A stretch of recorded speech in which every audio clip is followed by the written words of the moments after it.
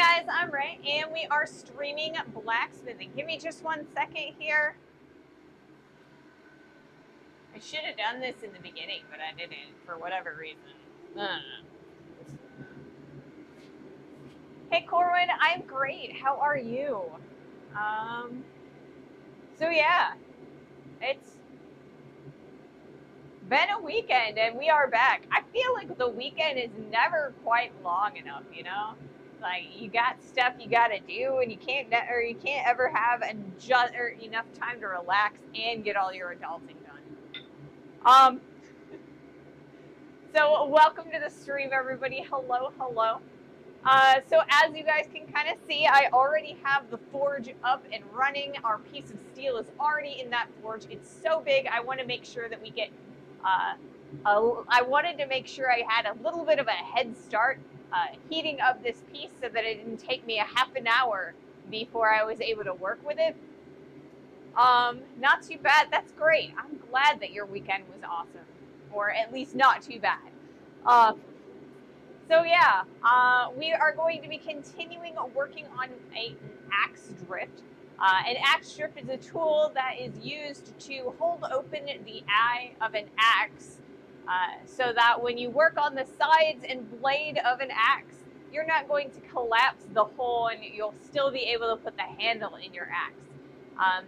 So the final dimensions are going to be 2.5 inches wide by 3/8 inches thick, and however long we end up needing to make it, it will gradually open the hole a little bit more, so it'll be smaller towards the end, and those final dimensions at the top, I'm hoping, fingers crossed, we have enough material to create a forged on handle. If not, we'll weld one on.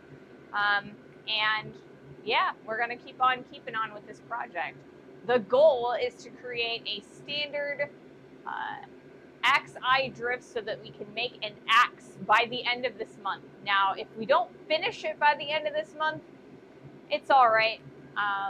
But we are going to be doing an axe for our next project. So this is the tool that we need in order to do that project. So yeah, we have an ad starting in about a minute.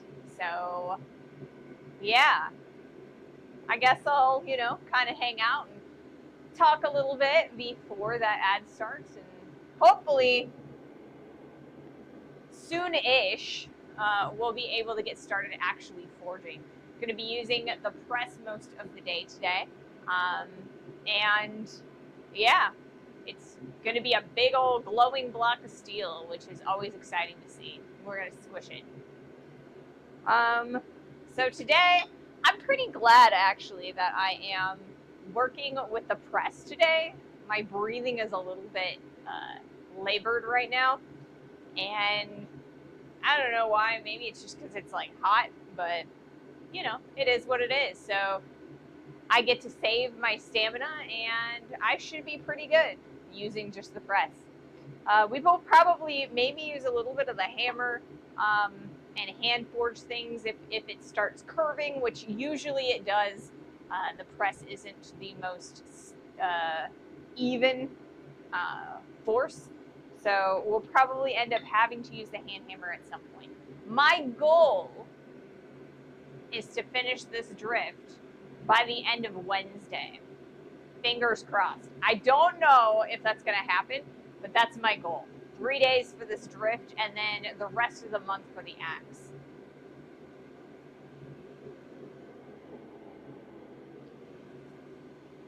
Oh, goodness gracious.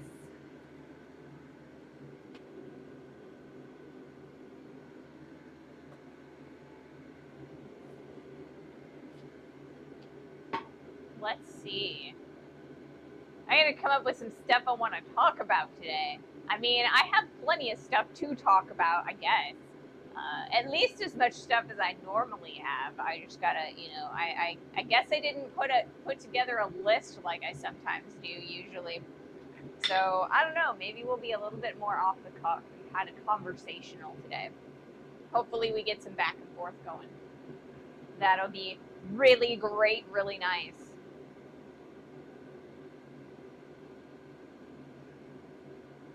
I've got my fan blowing directly at me in front of the anvil, since we're mostly just going to be passing over the zone of the, when we're moving the steel from the forge to the press. So I should remain relatively cool while keeping the brick of steel really nice and hot. So I'm super excited about that. Hopefully it makes things a little bit more pleasant in here. It is pretty darn hot, and it's going to be pretty darn hot for the most part this week. And so we'll see. We'll see what happens. I should be fine forging for the entire time. You know, we've got fans, we've got lots of ventilation, and, you know, lots of water. All right, so we are at a dull red right now, so it's going to take us probably 5-10 minutes to get that nice glowing orange to yellow that we're looking for and get that heat soaked up into the center of that brick. So yeah. So this weekend, what did I do? I fixed the light. Yeah, y'all see that? I fixed the light. It's a thing. I remembered it. I'm a little bit shocked that I actually remembered it, because you know what? It's one of those things where I don't look at it until, you know, I'm streaming and I'm like, oh, it would be nice if the light was lit. And then when I actually have time to do it, you know, I always forget that it exists. I also spent a little bit of time working on our lovely set of Wolfjaw tongs. I mean, they were working beautifully before, but I kind of reshaped the handles a little bit. You can kind of see that they're a lot further apart than they were. This is going to make it a lot easier for me to open and close them without crushing my fingers. And yeah, these are going to be beautiful, and they're going to work awesome for smaller pieces of steel, also holding things at 90-degree angles. I like these tongs. These are really nice tongs. And, you know, we also did some, like, you know, adulting things, like mowing the lawn and doing some grocery shopping and stuff like that. So, you know, adulting. So it was actually pretty nice. Like I said, I didn't really do anything amazingly fun besides like playing video games, but you know, sometimes that's a nice weekend. You know, you play a little bit of video games, you get some stuff done that you've needed to do all week, and you know, Monday rolls around and you're back at it. All right. A little bit longer and we'll be able to pull the steel. So yeah, this morning I actually finished the video that's going to be coming out on Wednesday. So I need one more thing for it. So I guess technically I'm not finished because I need one more shot. I want to have just a photo of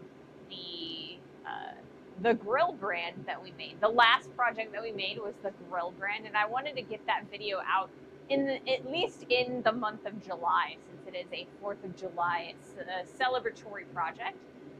So I'm super excited about that. That'll be out on Wednesday, and then I'm going to pick back up on our interviews next week. So I have an interview with a gunsmith that we are going to be editing and posting for next week. That is my last interview that I did for the BAM conference, the Blacksmith Association of Missouri. So I have one more video for BAM after that, and that video is just my trip. You know, I'm just going to talk a little bit about how it went, what I did, and how I was feeling it as I was doing it.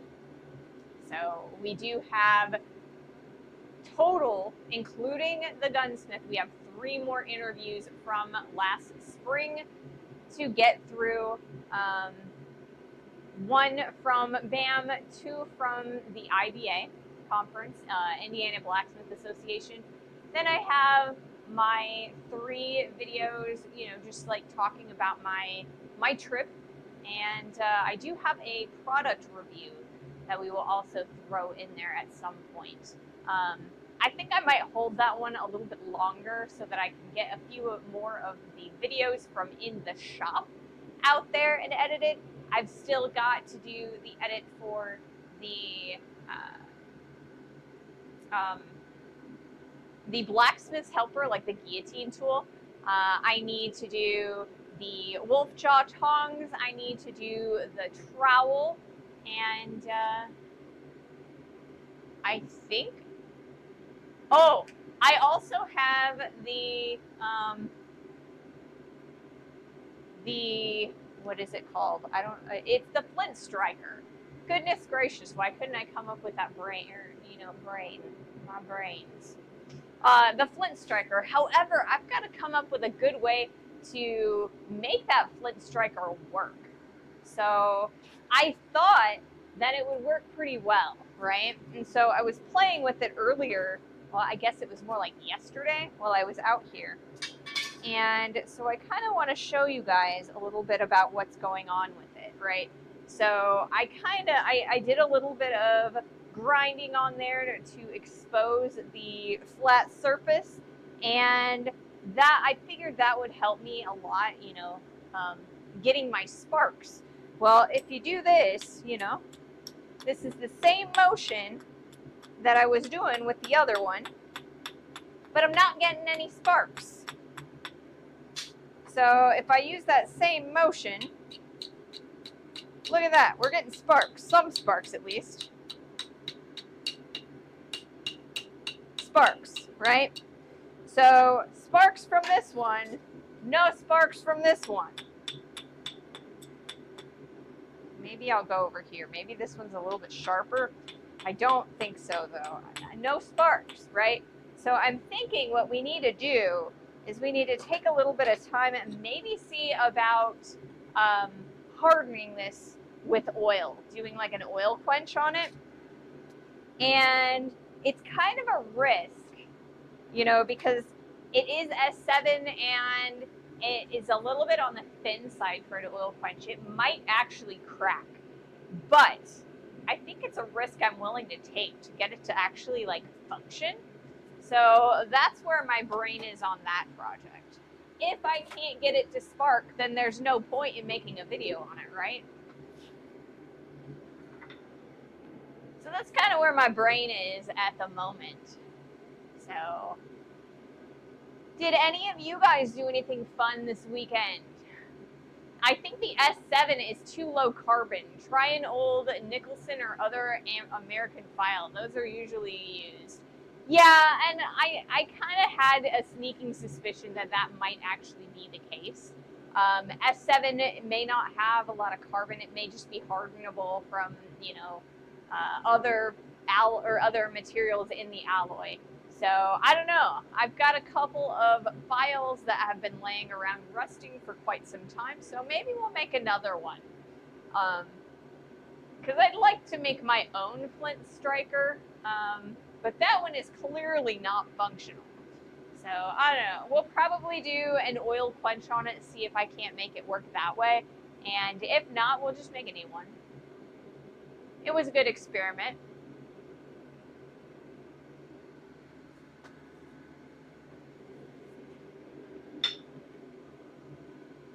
So what did you guys do this weekend? Anything fun? Did you stay cool? I know that it was super hot over the weekend.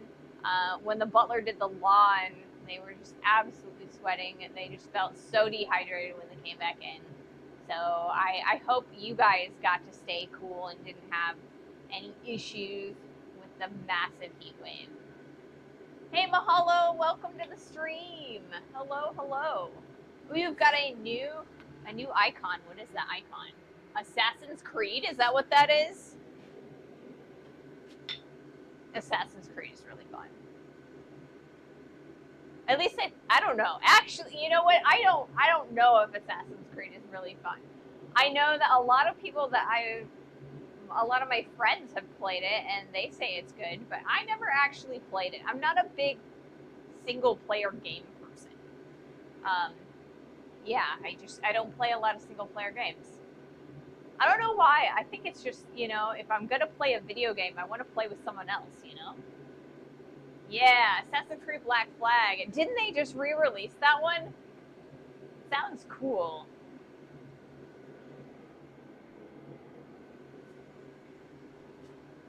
All right, let's pull the steel just to take a look at it. It's definitely not ready to heat up yet, or I mean, it's not heated yet in order to, squish it. But, I want to show you guys the color that we've got going on.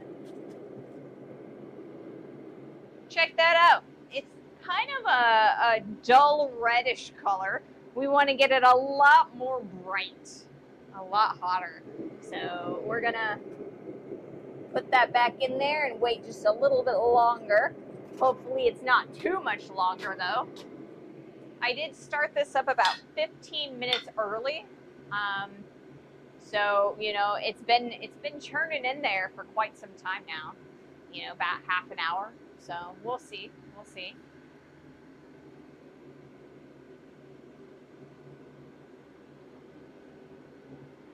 Let's see. What else can we talk about while we're waiting for the incredibly slow forge to heat up the steel? Let's turn this up a little bit and see if we can't heat it up a little bit faster.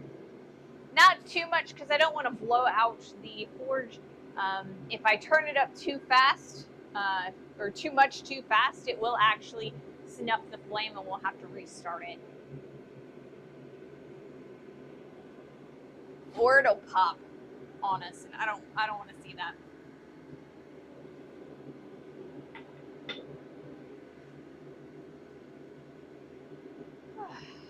Goodness gracious. It was pretty gorgeous this weekend, except for Friday. On Friday, for whatever reason, we, after the stream, we had this, weird, freak storm. It was just this, one cloud. And I swear it was, a mile, a square mile around. And it was just dark, and it just poured rain down. And it just stormed. There was lightning and everything. It stormed when we were at the Little Caesars, which is a pizza restaurant that we wanted to get food at. And so it stormed there, but it didn't rain here, right? And eventually that single cloud made it over here, and it rained a little bit that evening, or I guess overnight. But it was super weird. I've never seen it like that. That kind of weather is just so odd.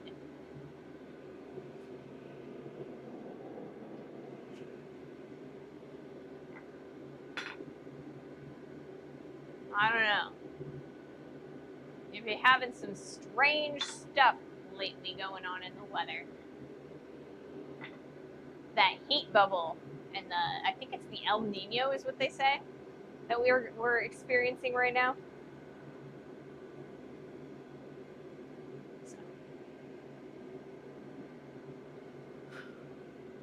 El Nino, yeah.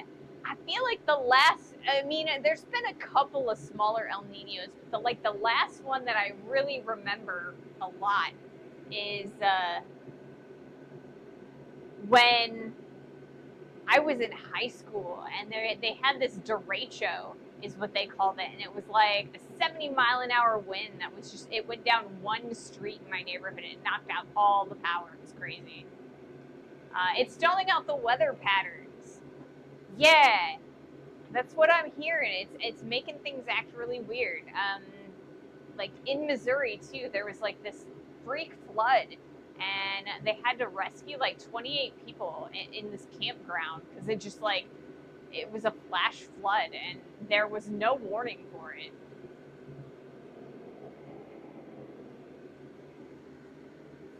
Which is Spanish for the Nino, is it?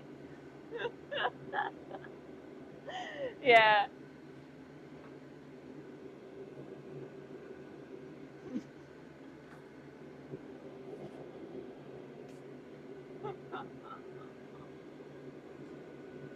I don't know. It's been so long since I've taken Spanish, All right, we're starting to get some nice glow. I think I'm gonna start my first heat anyway. I hope that didn't go over your head. I mean, you know, a lot of things go over my head sometimes. So we are gonna do our first heat, just to kind of play with it a little bit. It is still a little bit on the cold side, and it will be for a little bit. I think it's probably going to take quite a bit of time, but you know, a slow start is still a start, right? So let's try this.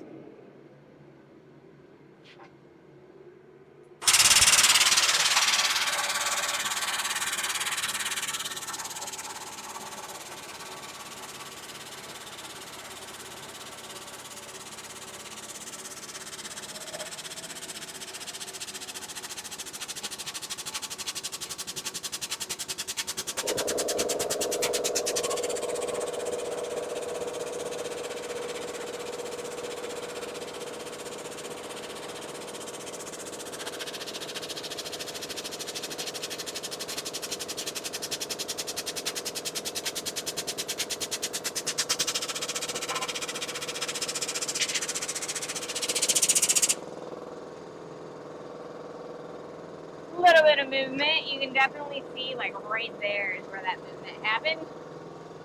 So we're going to keep on keeping on. So today,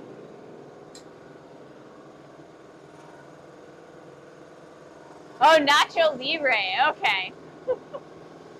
It was a Chris Farley bit on SNL. Oops, I thought it was Jack Black. Messed up my own reference. Jack might have done it too, I don't know. See, there are so many bits that have been rehashed by different comedians in different, like, times, you know. It's memes before memes, right? Sometimes it's hard to pinpoint the original of some of these jokes and stuff. So this afternoon, before I put the steel in the forge, I measured it, right? Just to see kind of how we're going and how we're doing. Originally, when I cut this piece of steel off, it was 2 3/4. No, it was 2 1/4 inch in diameter, like round bar, and it was a little less than 3 inches long. So when I measured it today, it was about 1 3/4 inches on the skinny side. It was about 2.5 inches wide, and it was just under 4 inches long.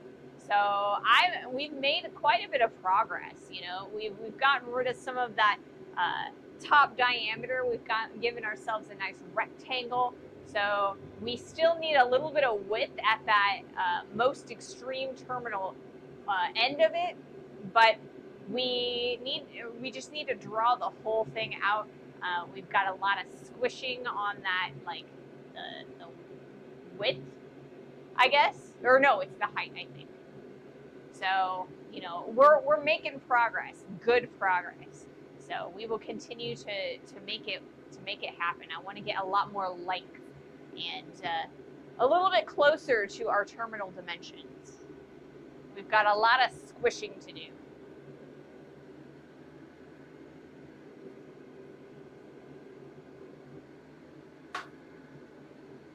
So I was thinking about, after we get it thin enough, we might actually be able to raise the bottom plate up to its normal height, which is about here, and squish from there. But then I realized that when we upturn it,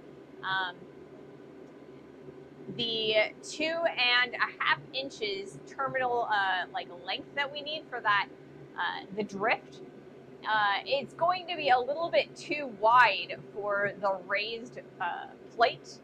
So we probably will have to do a little bit of raising and lowering as we're going, just so that we can be able to squish the steel thin enough in the one direction, but still be able to get it as thick as we need it in the other. And I hope that made sense, because it's made sense in my head, but sometimes when I translate what's in my head, speaking, it doesn't quite do it. It's not quite understandable. So let me know if I need to explain that again.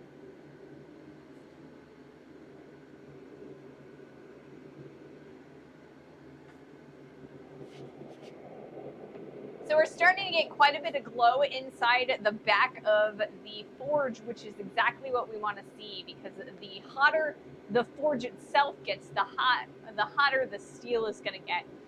You can never really get the steel hotter than the interior of the forge. You can get them about the same temperature, but it doesn't work, because you have to have that heat from that oven and that vortex of fire to get up to temperature. And so we're starting to get there inside the forge itself. It's been about 45 minutes in the forge, so it takes a pretty long time for that single burner to heat up that entire area.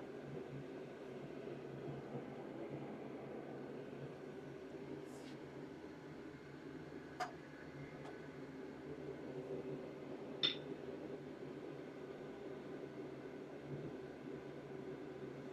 yeah.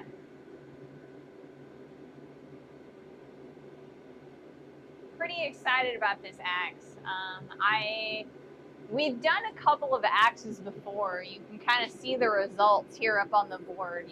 This is the latest axe, and it looks like an axe, but the fit and finish is really bad with it. You've got like this gap between the widest section of the handle and the interior of the eye, and I want to make a much better connection, and I want the fit and finish to be like right for this one.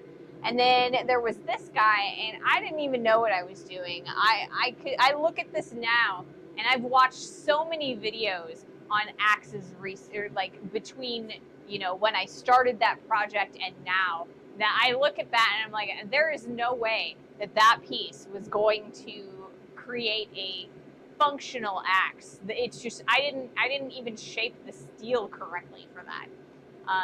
I left the bottom of that way too thick. I wasn't going to be able to fold it correctly, and that's why we ended up getting those rips in the beginning. And so I'm super excited to be able to make another attempt at making some axes. Yesterday, I was watching another Niles Ogren video, and he was making an axe that was made from 4 pieces.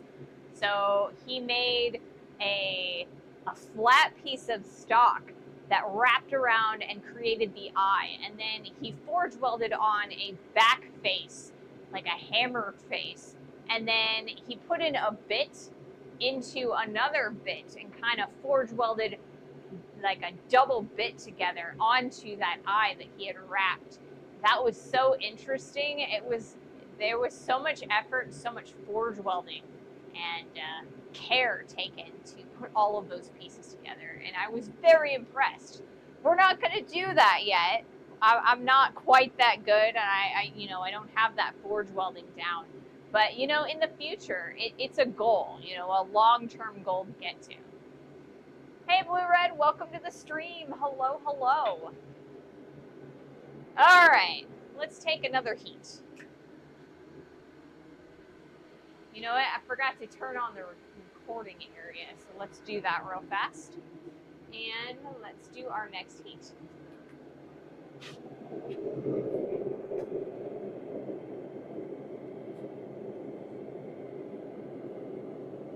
I saw that video on Facebook. I'll see if I can't find it on YouTube so I can link it in the Discord. I find it is easier to link things from YouTube than from Facebook on the Discord.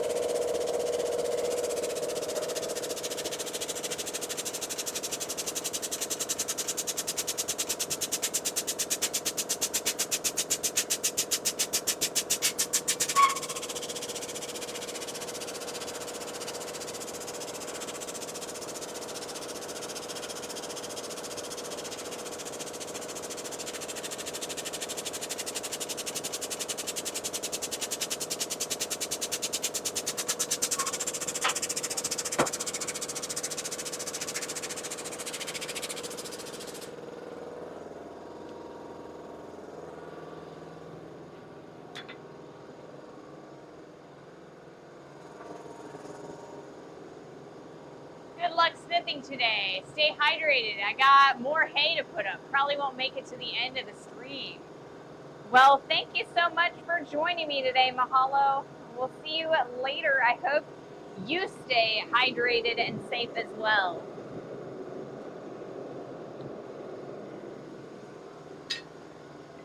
We are flipping over our steel so that we can maintain a relatively even width.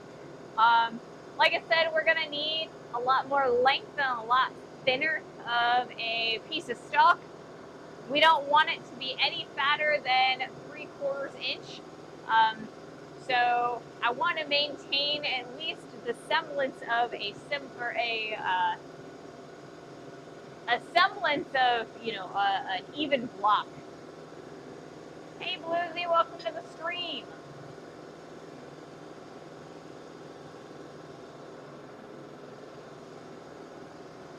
So once we get to that 3/4, and maybe once we get to about an inch, we'll kind of figure out where we are as far as how much steel we've got for the drift itself and how much steel we can kind of create the handle out of. We got to see how much length we're going to get from this whole process. And yeah, so we're just going to keep keeping things as even as possible. We will eventually end up wanting a distal taper, kinda, not, kinda. And yeah, it should be fun. Lots of squishing.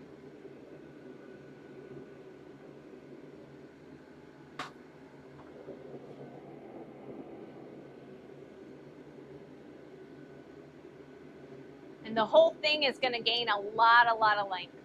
So I want to make sure that we've got even heat all throughout from the outside into the inside of this block of steel.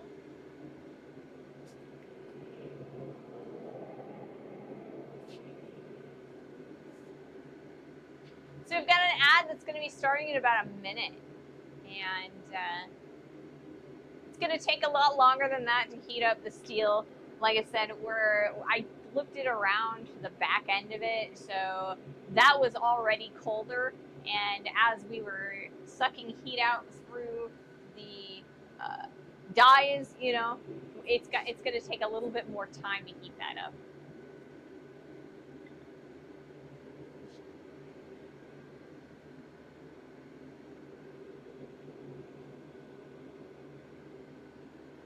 That is a big chunk of steel. It is a big chunk of steel.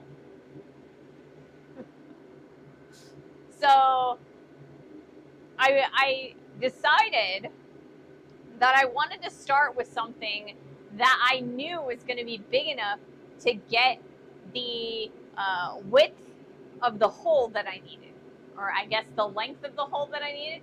A standard axe eye, the dimensions for it are 2.5 inches by 3/4 of an inch. And so I wanted to start with a piece of stock that I knew I was going to be able to make that length with. The last 2 drifts that I've made, I started with much smaller pieces of stock, and I was never able to get the length that I needed on them. So I ended up with super small drifts, and so I've probably left myself way too much material. But I just wanted to be on the safe side for this. So if we end up having way too much steel, we'll just cut some off. But I think we're a little bit shy on steel in this case. We are going to be making another large chunk of steel when we're going into making the axe itself. I want to make it a hand axe, something a little bit smaller than the head on that guy, but I still want it to be just fit and hang on a standard axe handle.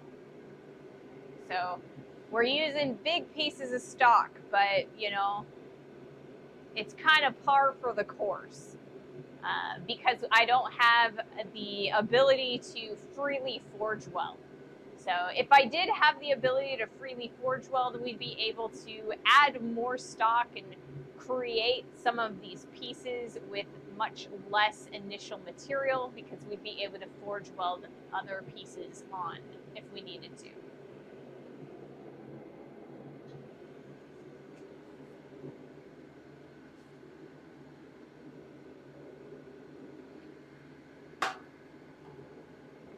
Still working on that problem. I think the main problem that I'm running into with that right now is finding a cheap way to go about it. You know, what's going to be cheaper? Creating a ventilation system for the coal forge that's functional, or, you know, building a new burner for the big forge, or building a full new forge. So it's probably going to be cheaper to build a second burner for the big forge than building a full new forge. So there's that. All right, let's do another heat. Take a look at our camera. Maybe bring the view down just a hair.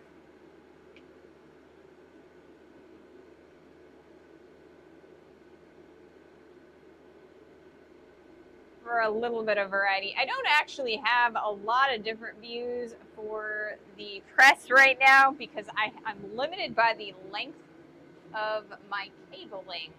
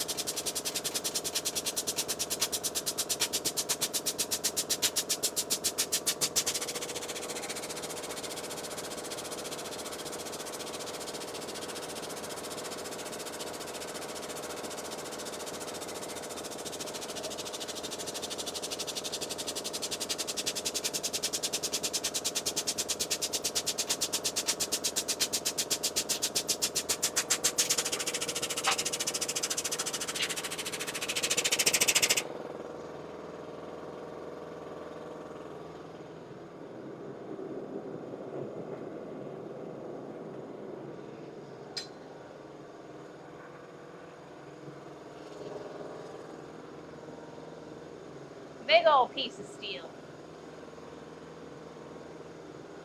But it's starting to move a lot more quickly.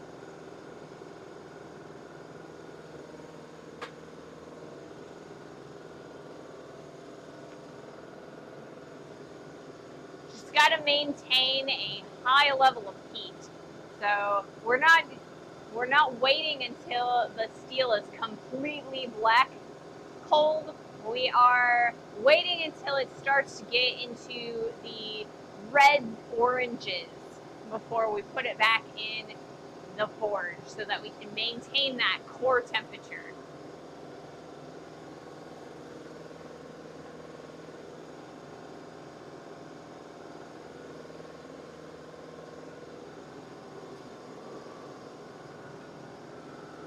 I've got a brand new tank of propane. We're starting to run a little bit low on this tank because we started using it for the mailbox, and we used it all day on Friday, so I've got a little bit more. I've got a little bit more left in there, but it might cool down partway through the stream, and if that's the case, like I said, I have a brand new tank that we'll just hook up and keep on keeping on. Careful if your steel moves. It is hot. Usually. I mean, usually, yeah. Steel is pretty static until it gets hot. And depending on how hot, as to how much it moves, right? You get to this this point where it's so viscous that you can just pour it like water. And we don't want to see that. We want it to maintain some rigidity so we can control where that movement comes from.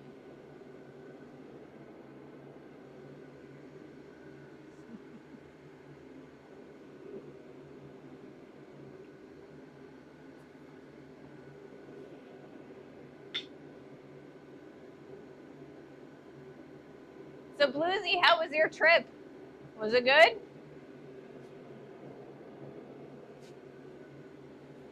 You don't have to talk too much about it, you know. If you're, I think I noticed you said that you were a little bit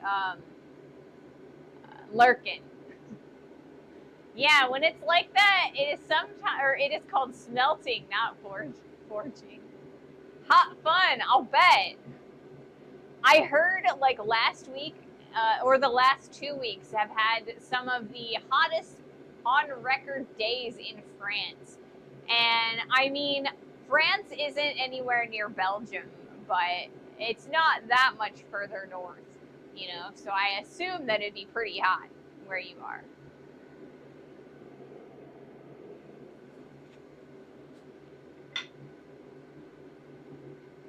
And I say that realizing that my geography knowledge is a little bit lacking, so maybe I'm completely wrong.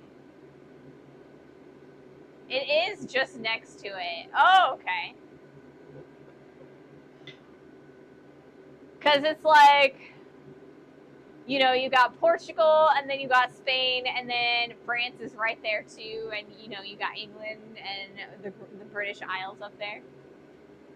I do need to study the maps. I was really bad at geography when I was growing up. I was homeschooled, and we didn't have geography when I was homeschooled, so I didn't learn any geography except in like 6th grade, like 1 year of it. So I don't have a lot of knowledge on that. It's hot all over Europe, it seems. It's the shortcut the Germans liked. I mean, I don't know. I thought Poland was, you know, the shortcut that the Germans liked. Maybe that's right there too. I don't know. Like I said, I'm really bad with geography. I'm a blacksmith and an artist, and before that, I did a lot of chemistry. So you know, I'm not in the geopolitical scene very much. And just above France, there is Belgium. Belgium got created to act as a buffer between Germany and France. Okay. Okay. Same. I was homeschooled until 6th grade. Reading, writing, and math were all my mom taught us. Nothing about geography or science. See, I loved science, so we did an entire unit on science. We did reading, we did spelling, we did math, and we did science, but we didn't do any like geography. We did some history, but not that much, you know. So I was a little bit behind in history and geography when I got back into public school. I was homeschooled from 3rd grade through 5th grade because they were going to hold me back to 2nd grade. And I learned all of that material very quickly, so I caught up pretty fast. So Belgium was the neutral friend between France and Germany, eh? I don't know about that. I've learned a little bit, maybe. All right. Let's do another heat.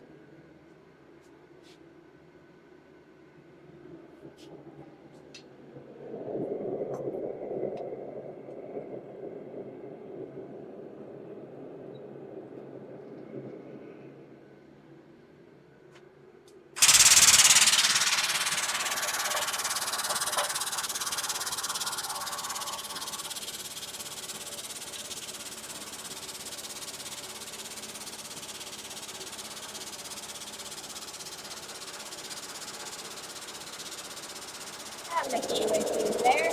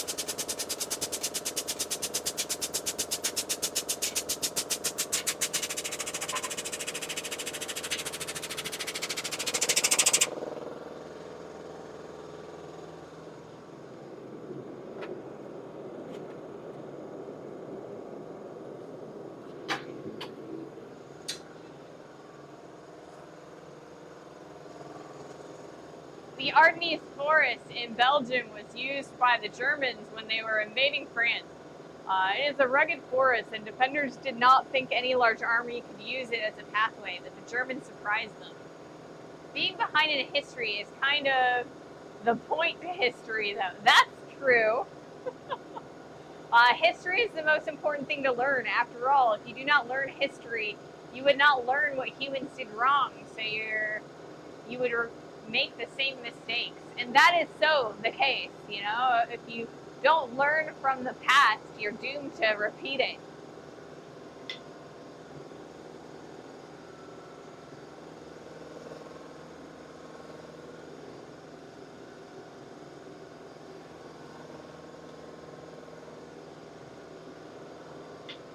So one of the best things, though, that my mom taught me and I learned while I was homeschooling was actually to teach myself, right?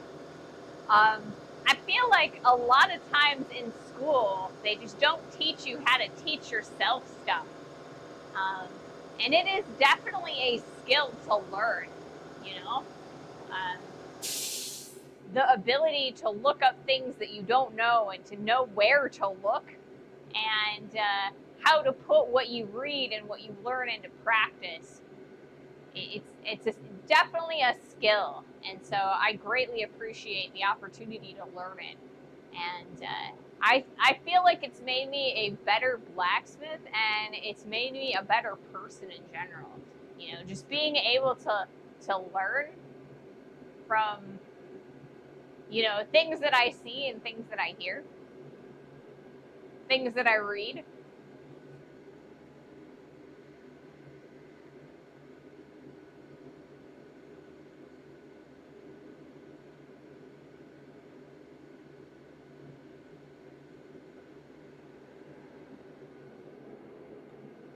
So yeah, you know, learning how to learn.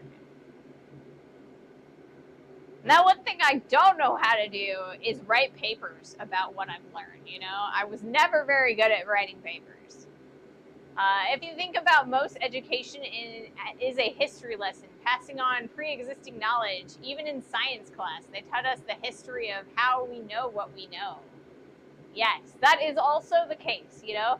And a lot of things, you know, other things that you learn about, like, you know, music theory and art, you know, there's a historical context with that, you know? It's like you don't really understand like the Renaissance without understanding the history of the Medicis and what was going on in the Mediterranean and in, you know, Italy and the papal, you know, politics and things like that. So it's just, history is super important, and I know that, like, I had a blind spot there for a really long time, and so I've tried to make a point to, like, learn as much as I possibly can with it.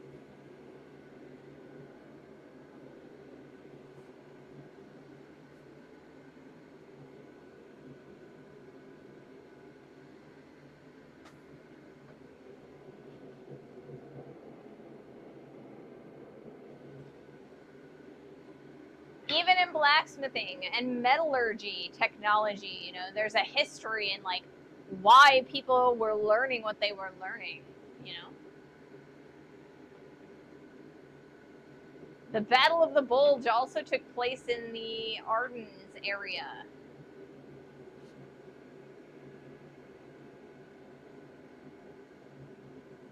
See, I don't know my geography, and so my history is off. I'll have to go look up the European maps. I mean, we focus on European history, but I feel like when I was in high school and some in college, but I feel like we were very focused on specific areas, like specifically France and specifically, areas in Great Britain and specifically in like Spain and stuff. So it was very isolated, and I feel like they expected me to put all of it together, and I think I have a lot of gaps. So there's a bunch of missing pieces in the puzzle. Sometimes I wish people paid more attention to history. It seems like we've been making historical mistakes all over again. Did they not teach you the scientific method? That is basically all you need to learn in science class. Like Socrates said, all I know is that I know nothing. Yeah.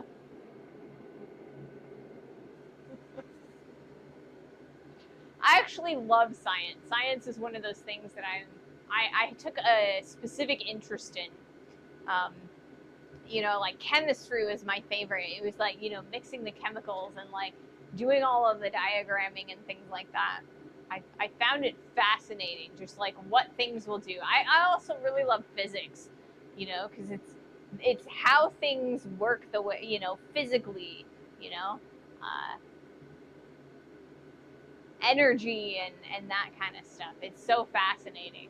And I feel like the blacksmithing, part of what makes me, what excites me about it is knowing all of the stuff in physics and in chemistry and like putting that in with the blacksmithing knowledge I have and knowing why the metal moves the way it does and why we need to change the physical states and the crystalline structure of the steel in order to get it to do what you want it to do, to make it harden, to make it soften so that you can grind it or file it, I think the part about which chemicals shouldn't mix with what is worth learning as well. That's right. Don't mix bleach and ammonia. Yeah, chemistry was interesting. I guess that's why I like to bake. Baking is like doing chem lab, but the results are tasty, not toxic, right? Baking is awesome, It's like chemical reactions and what does what, Do not worry, Ray. It is normal for Americans. Why do you think you call them French fries? Because American soldiers did not know the difference between France and Wallonia, the French-speaking part of Belgium. If you don't know the scientific method, you can figure that out. I mean, yes, but you gotta survive long enough to be able to learn from your mistakes, right?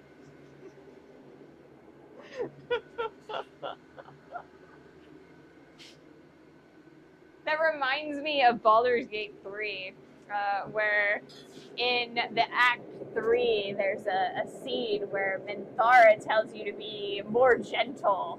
People got to be able to survive to learn.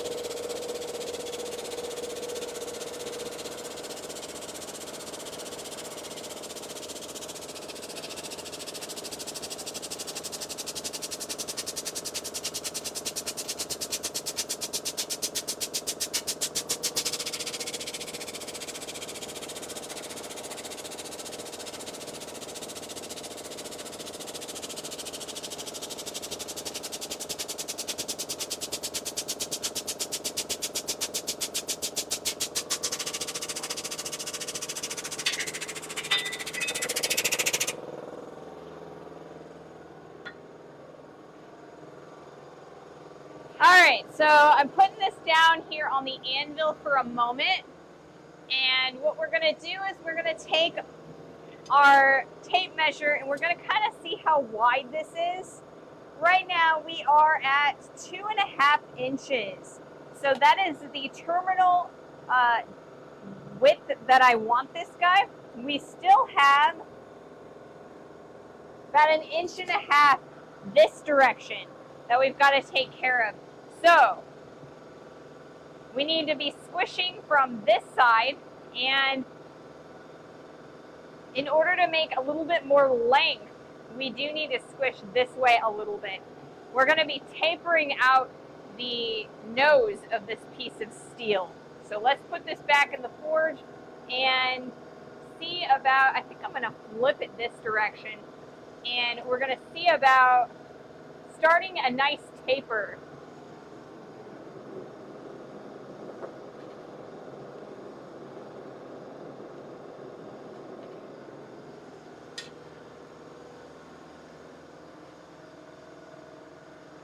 Or learn from others' mistakes. Others can learn from your passing. I mean, I guess that's true, but you know. In that show, Julia, about Julia Child, they used a scientific method to figure out how to make French bread at home as good as it was at the bakery. Turns out the answer was asbestos bricks in the oven. Who knew cancer made bread taste so amazing? Wow. That's a little bit unnerving there. Cancer bread. Now I want fresh bread, but minus the asbestos, right? Well, I mean, as long as the asbestos isn't getting into the bread, right? I mean, eventually it will break down, like the tiles and the bricks will start to break down over time. And that's why when we are using kale wool or fiber frax forges, you want to make sure that you line them with refractory cement, because you want to make sure that you're not inhaling all of that wool, because it's just like asbestos, you know, it causes cancer, it causes lesions in your lungs. You got to be super careful about that.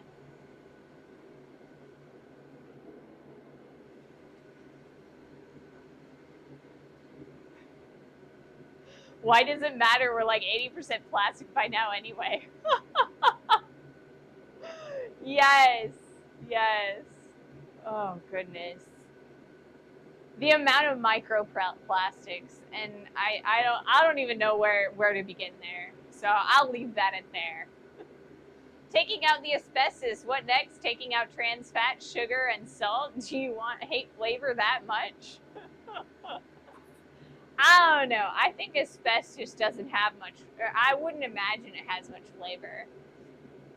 Maybe though.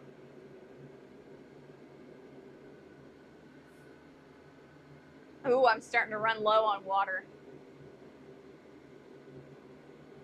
That's about right though, because we're at about the hour mark. So we're doing pretty good.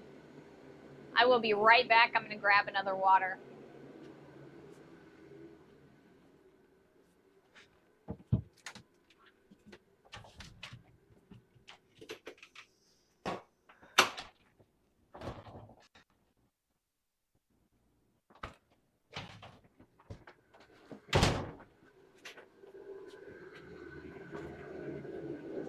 More water.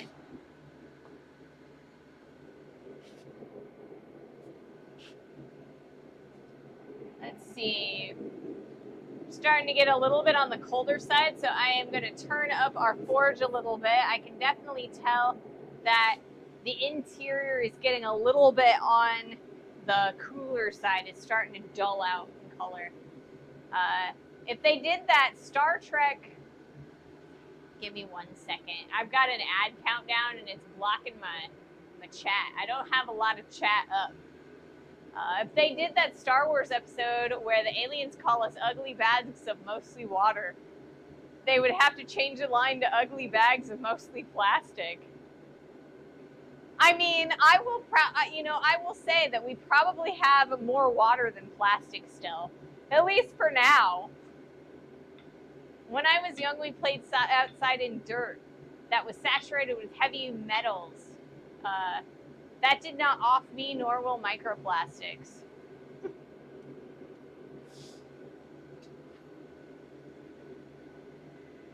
I don't know.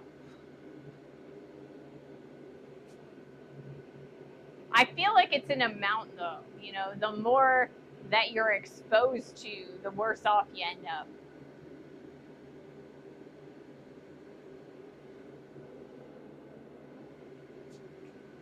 So we've got an ad break that's going to be incoming in about 2 minutes. So once that's over, I think we'll probably have enough heat-ish to do our next round in the press, our next squishy.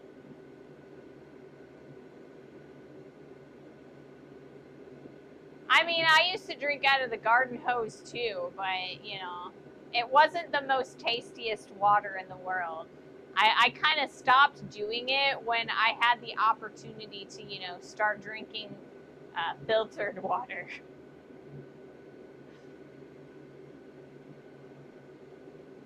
Not micro anymore. They're now nanoplastics, are they?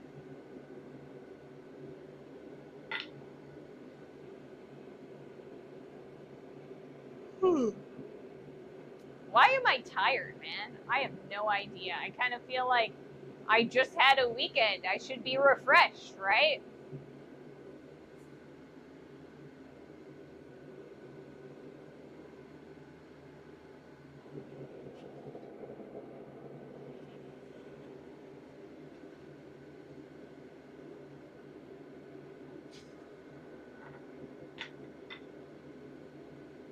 I always have to play with the hammer, you know, as I'm standing at the anvil.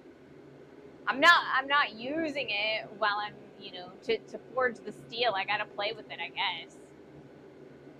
The plastic is making me tired. There isn't very much in the way of plastic in here. I mean, I got this plastic, and I've got a couple pieces of plastic over there that's like my tech. There's a plastic coating on my tape measure, but most of the stuff in here is like, you know, metal. I like metal. I've also got a lot of wood around me, you know? I still drink out of nature's hose, aka Ivy. Is Ivy actually, does it contain enough water to drink from, like, for real? Except the plastic around your eyes and ears, right? You know, I forgot that I have plastic on my, or, you know, as safety glasses. That's how used to having them around me I am. It's like, I totally forgot that I have them at all. Wow. You know, and I probably, well, you know, the stuff in my pockets, I got my phone, that's kind of plasticky, right?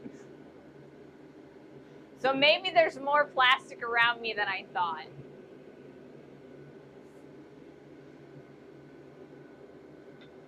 I'll just have to make more metal things and replace all of the plastic with metal.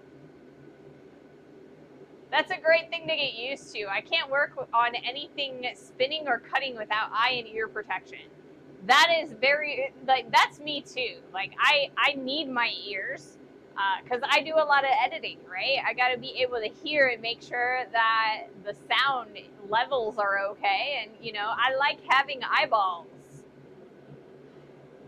I mean, nothing teaches you to wear eye protection like a shard of like metal or like a grinder disc shooting and hitting you in the eye protection. And that's what happened to me. I lost a set of safety glasses because I shredded a grinding disc, or I guess it was a cutting disc, and it hit me right here. Or a dog tooth. So do I. Eyeballs are tasty. I have never tried eyeballs, but I know that you can, like, people used to eat, like, pig and cow eyeballs. I wouldn't, you know, count out goat eyeballs either, you know?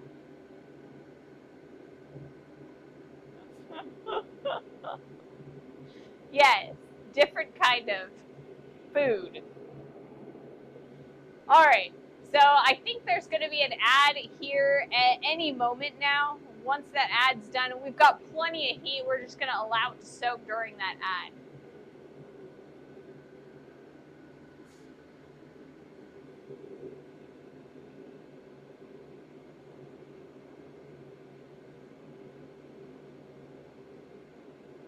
Bluesy, I won't lie, that sounds very unappealing to me.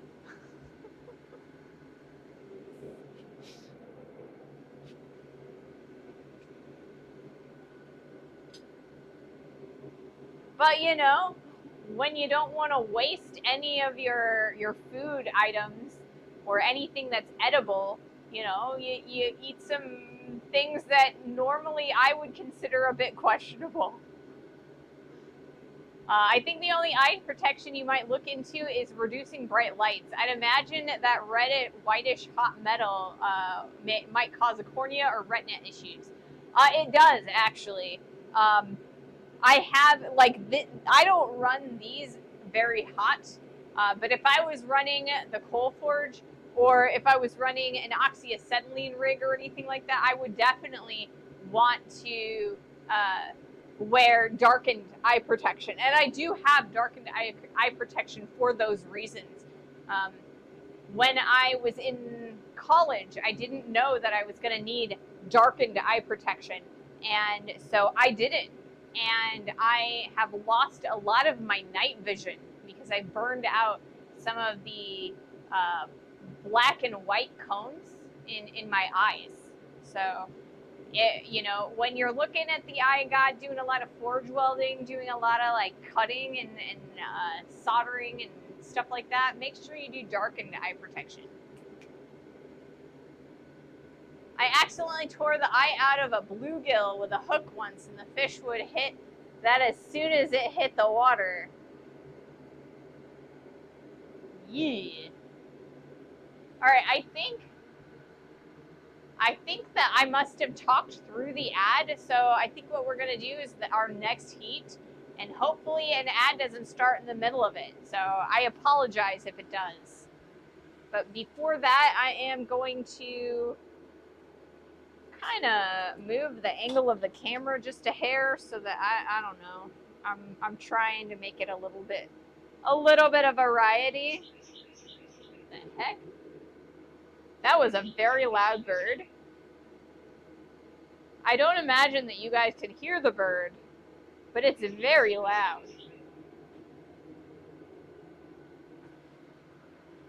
In a pinch, you could use your phone camera. Most automatically reduce light that's too bright. That's very true, but I like to see things with my actual eyes. It makes it a lot easier, you know, because a lot of times your camera, it's backwards.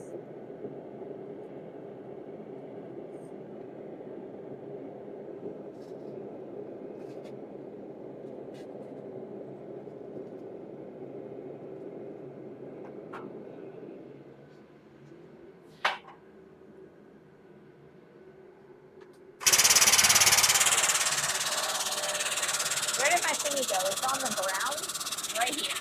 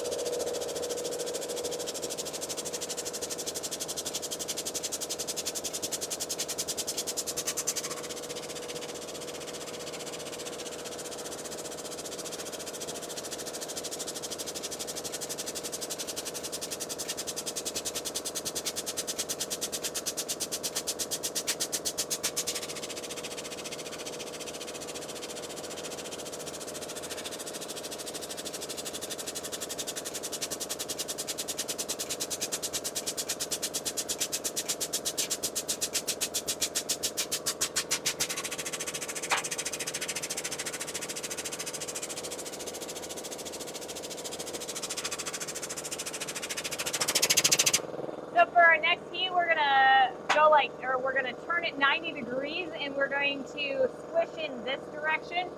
Like I said, we are gonna wanna do a little bit of tapering from both directions. We've got our terminal width and we'll keep that back here, but I do wanna reduce that a little bit towards the end.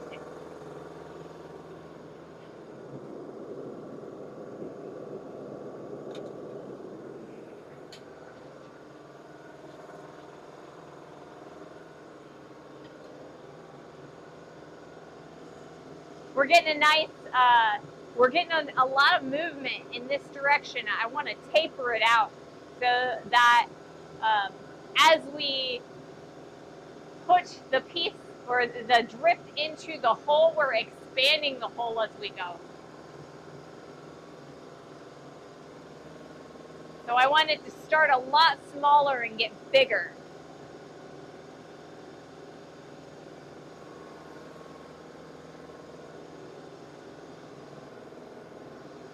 This is also going to be how we get a lot of our length.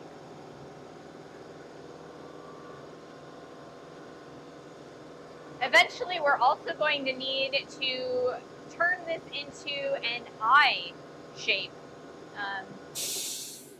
or a teardrop, or like a profile, because while a hammer eye is a oval, an axe eye is, or a standard American axe eye is a teardrop shape, and the skinny section, the tip of that corner of that teardrop is where that blade lines up. So we're going to do a teardrop shaped axe eye drift, and maybe one day we'll also do a hammer eye drift. We'll see. That'll be some time down the road, though. Our next project this time is going to be an axe. So we got to make sure that we get this drift done so that we can get the axe done by the end of the month.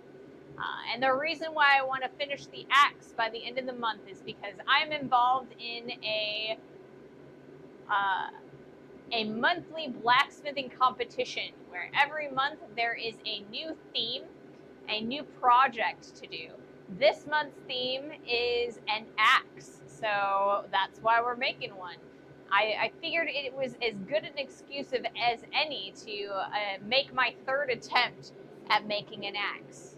See if I can't make one that's successful this time, or like fully successful. We're improving each time. I want to see if we can get a successful axe that hangs properly on an axe handle, like a standard handle that you buy at the hardware store.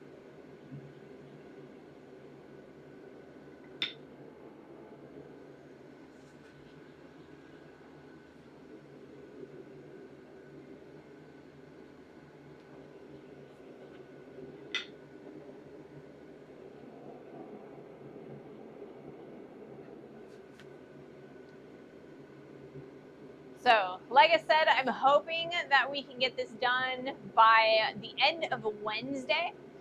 We're getting quite a bit of squishing done today, but I want to see how much more that we can make in the next hour and a half or hour and 15 minutes.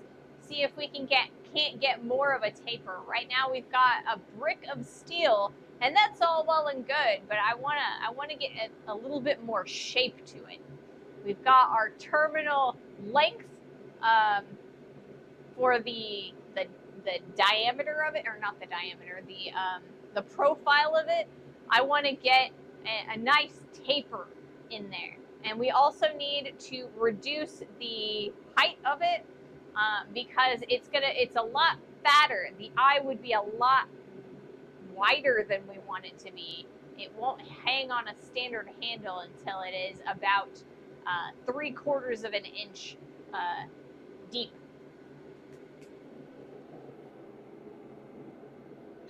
All right, let's try this. We are going to do a little bit of tapering on the other end so we can get maybe a little bit more length. if I can manage to get it to work. Hopefully. Seeing as I am fighting it a little bit.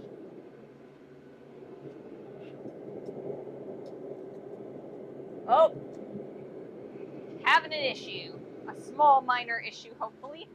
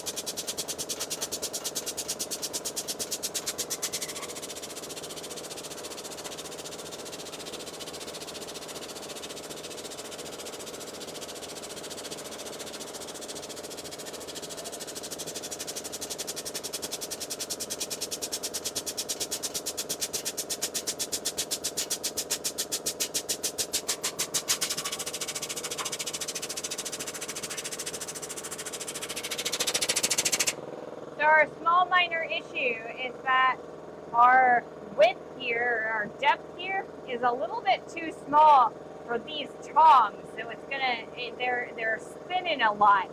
So we're gonna have to see about getting a different set of tongs. I think we're all right for the moment though.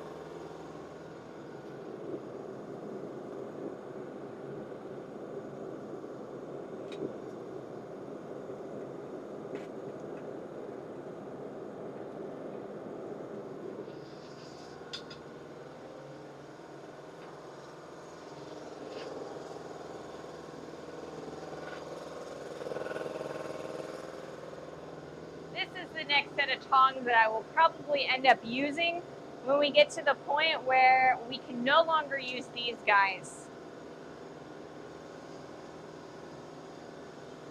This is an old set of horseshoe tongs, so they're very, very wide, and it allows me to hang on to things that, you know, I wouldn't otherwise be able to hang on to.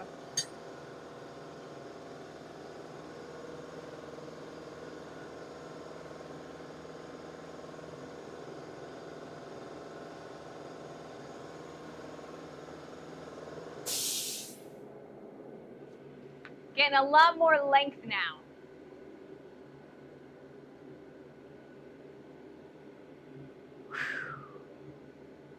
Starting to get pretty hot in here now.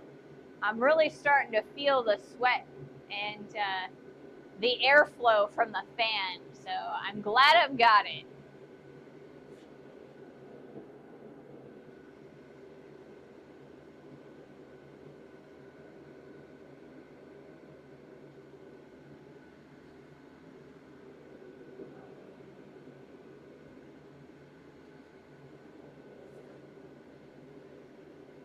So let's see. I'm trying to give myself a nice order for the different types of projects that I want to do for our for the next few projects that we're doing after this Axe, the August projects. Now, August is my birthday month, so I think that I should do some really challenging stuff to challenge myself, stuff to make it fun to, you know, or make August really fun for myself. I really enjoy a challenge and figuring out a puzzle, so I really want to do something really exciting and new. So I'm thinking that maybe we'll do a nice set of pass-through pliers or something. Or box pliers. So over the past couple of conferences that I've been going to, I've seen a couple of different demonstrators, and they make pass-through joints. And so it's like a pair of pliers, but you have a slot that you punch in it, and in one side of it, and then you thread the opposite side through that hole punch, or like that slot that you've punched, and then so they're a pair of pliers or a pair of tongs, fire tongs or something, and they pass through each other. And so I would love to do a pair of those. So I'm thinking maybe a set of pliers for one of our August projects.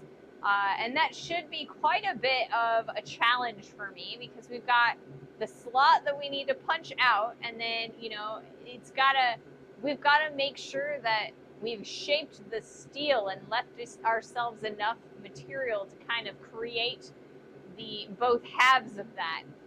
So I think that's probably going to be one of the next few projects that we do. We've already made the slot punch for it, and I'm pretty excited. Have you ever made a hold fast that is used with a woodworking bench? So like one of these guys, or are we talking a different style? I've made this one, and then I've also made the chain hold down. That's not the style that you would see for a woodworking. Usually the woodworking style is kind of like this, but with a lot fewer corners to it. This one has a lot of sharp corners. So I have made this guy, but you know, it's pretty sharp. I think it would actually leave marks on a piece of wood. So I did make that one, but if I were going to do it over again, I'd kind of probably round it out quite a bit more.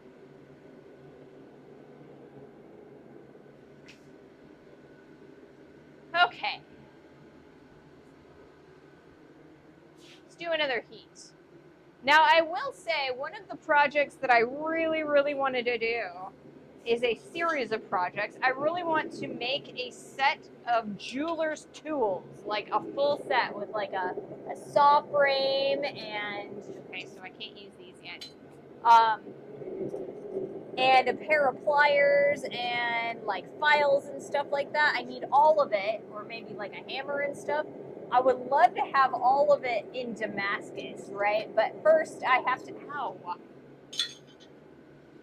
I need a pair of gloves. Give me just 1 second. I'm struggling here. I pushed it too far back. But yeah, I want to make a set of jewelry tools out of Damascus, but I have to learn to do Damascus first, you know? Can't make Damascus tools until I'll know how to make Damascus steel.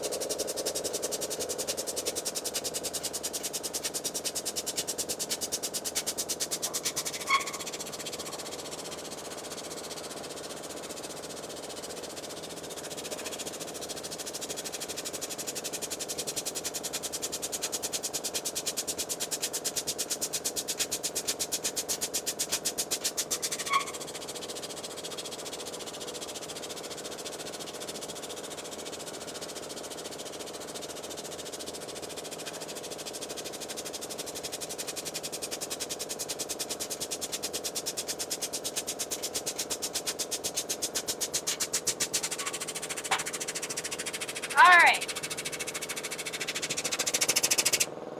So we've got some good stretch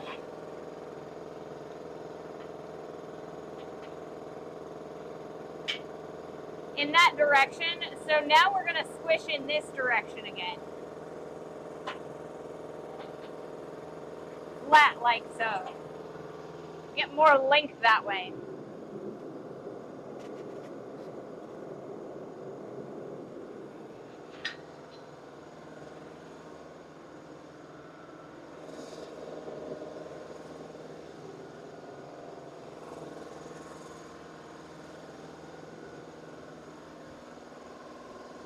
Still good on that camera. Awesome.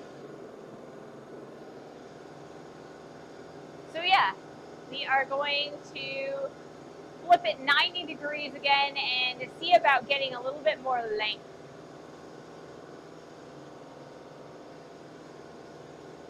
We've got a little bit of a taper going there. I'm pretty happy with it. We're going to keep on keeping on. It is a lot thicker than we want it to be, so we're gonna keep that taper going. We are now getting to the point though where it's gonna start. I may have to lift the bottom plate in order for us to be able to get the the bottom and the top jaw to like close enough. We've stretched the length of the piston quite a bit. I'm not sure how much further we can stretch that. So I may have to raise the floor. And if that's the case, then we're gonna have to lower it and raise it every time we wanna do a 90-degree turn.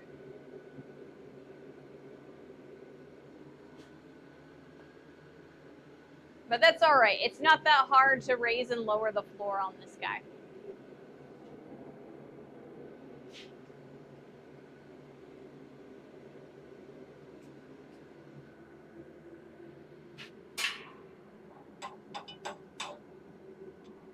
In fact, it might behoove us to do that now. So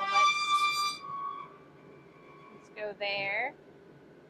And we'll put that at that point. And now we're gonna raise the floor.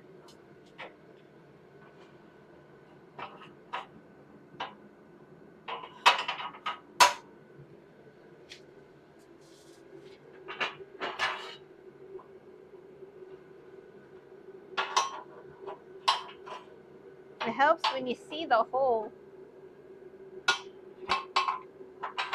There it went. All right, I gotta raise this a little bit further so that we can get our steel in there. It might actually be a little bit too, I don't know. We'll see if it actually will fit in there this time. We may have to lower the floor again. It's what it's looking like to me. We'll see. We'll see if we can't get the two between.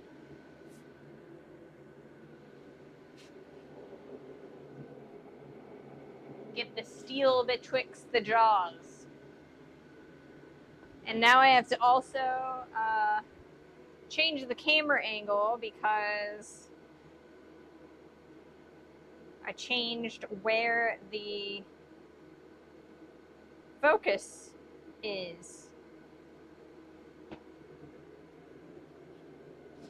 So this next heat, we may not be able to get much in the way of progress because if those jaws are too close together, we can't get the steel in them, then we're gonna have to lower the floor again and we'll reheat. So this is kind of a maybe heat, I think.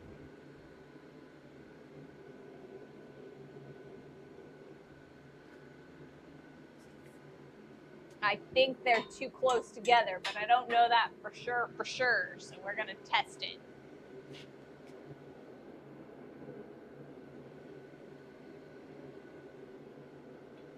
I think I might do that now.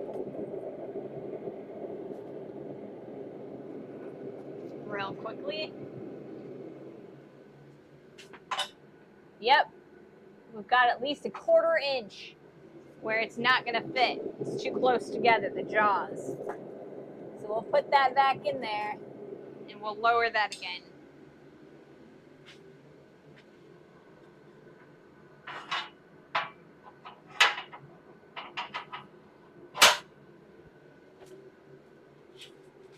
That's the problem, guys. That's the problem.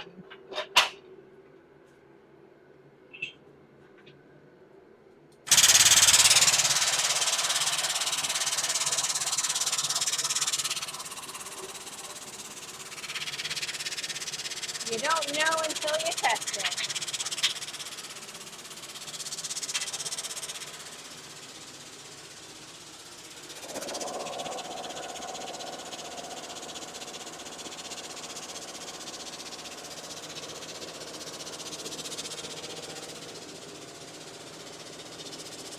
So we've got an ad starting in about 3 minutes, and hopefully we'll be able to do a heat before then, but I don't know for sure. It depends if I can get the jaws down far enough before the ad, or like with enough time for the ad. I think it was neat how many layers you can get with just a few folds. If you start with one layer of flat stock and fold it 7 times, you get 178 layers. That is really neat.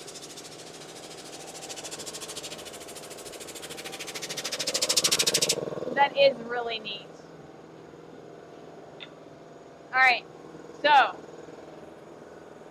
once the air compressor charges up again, I'm gonna take a look at the ad break and see how we're doing, or like the ad break timer to see how we're doing. And I'll kind of judge from there if I need to wait until after the ad. And you know what? I think I'm gonna anyway. We're just gonna wait until after the ad is done. That way we can get a little bit of soaked heat into the piece of steel, and we can make sure that the air compressor is nice and charged. That way I don't have to worry about rushing or anything. But yeah, the amount of layers, every time you fold it or restack, you get more and more and more layers. So a few layers, you restack it a couple of times, and you can get so many more layers. But you also have to pay attention to how much steel you're actually losing each time you restack.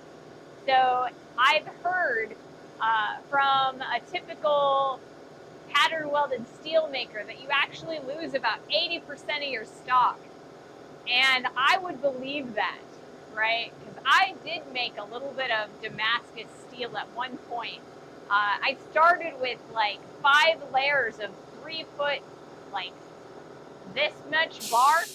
And by the end, the knife I was able to make was like this big. It was teeny tiny, and I was like, I think I can make a sword out of this. Nah. That is not how that works. Yes, 80%, that is a lot of loss. But because, especially with the more complex patterns, right?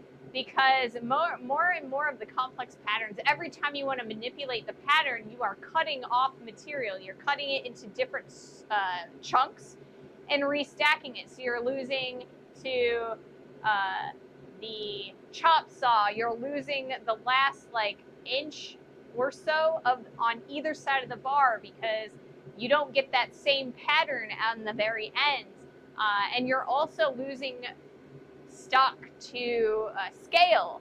So you're losing so much material every which way. Everything you do, you're losing material to scale. So it's, they say about 80% loss. Steel is super expensive too, so that's why people like to collect the drops and create new pattern welded steel with it.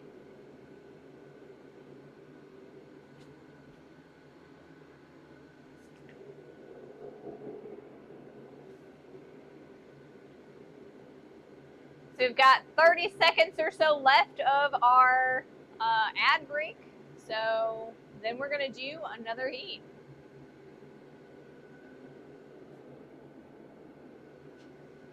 And I need to raise the temperature again in the forge because it's starting to glow a little duller. Just a little duller.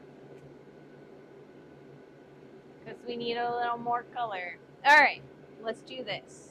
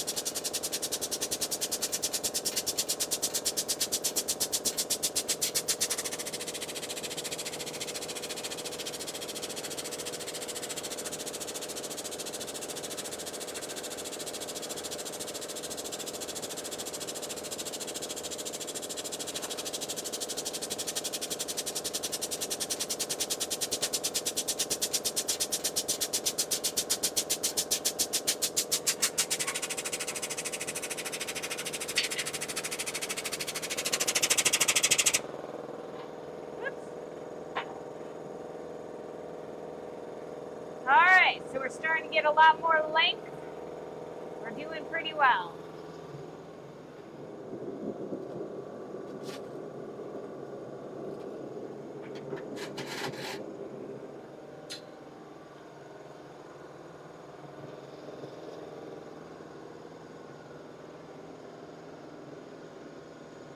So yeah, you can kind of see when I'm at the press that we're starting to get a lot of scale coming off of this block of steel.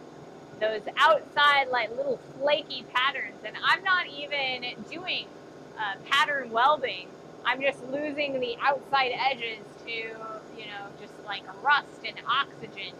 And so yeah, it's kind of a shame too, because steel is like ridiculously expensive, right? Like the high carbon steels, and knowing that you are going to be losing that much steel, it just drives up the price of your raw materials that much more. Pattern welding is so much fun, but it also gets really super expensive over time.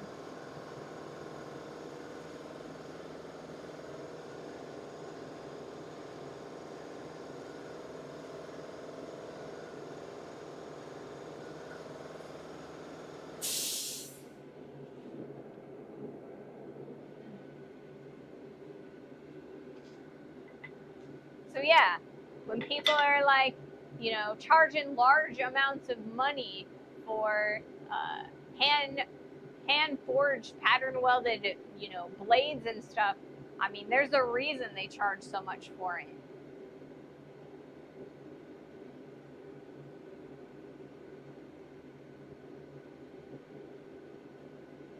So let's see, what's another good topic to talk about?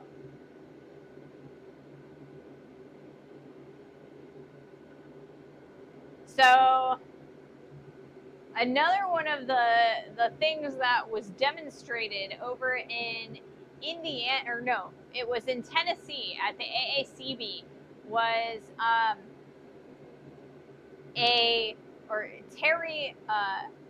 Terry demonstrated how to redo the uh, the screw in a post vise. That's what I'm trying to say. So inside of the post vise, in this little round section here, there's actually a screw. It's a giant screw with really large threads. And there aren't very many people who can rethread a post vise. And Terry actually did a demonstration where he rethreaded the inside and outside of that screw on the post vise. And it reminded me, when I saw it, it reminded me of a jeweler's method of creating screws. And so what you would do is you take your shank that you want to make the screw out of, and then you take two pieces of wire and you put them side by side and you wrap them around the shank for your screw at the correct slope, and then you can unscrew the two pieces of stock apart, right? And that's how you start your screw threads. A big tap and die set, right? That's what a lot of people would, you know, a tap and die set, or like you could use a lathe, right? That would be, you know, my first thought. But the way he did it was actually he brazed the screws on. So he wrapped stock around the shank, and then he brazed it in there, like brazed it in place. And because the stock was threaded at the correct slope, he could then use that as a screw mechanism for the post vise. And that was awesome, and I thought it was so cool. And so I would love to try and do a miniaturized version of one. So we're probably not going to play with something this big, but we might try our hand at doing some like a mini post vise, you know? I think it would be a lot of fun to do. Start with a piece or a few pieces of 5/8 inch stock and make a miniature, like a little cute thing, a toy, but a functional toy. So I think that would be a really fun project to do. It's probably going to be a little bit later in my queue of projects, but I think it would be an interesting one to try. It's also going to be one that I have a very good chance of failing at, right? Because if you glob on too much brazing material, or if the threading isn't the correct slope the whole way through, it's not going to create that screw effect that you need.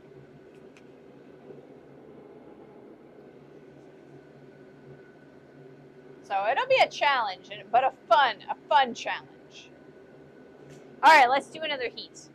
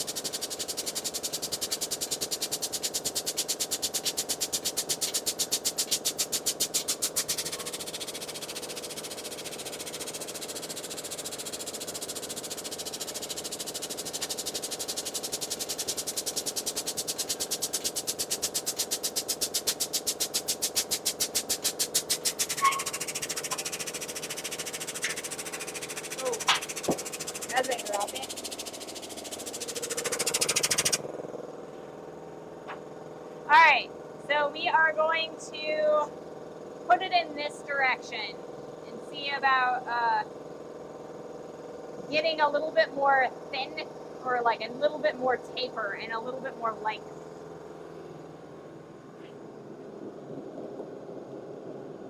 We're getting there slowly but surely.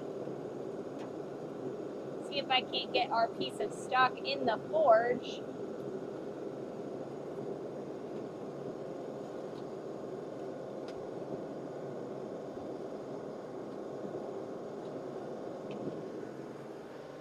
I'll let you watch me struggle.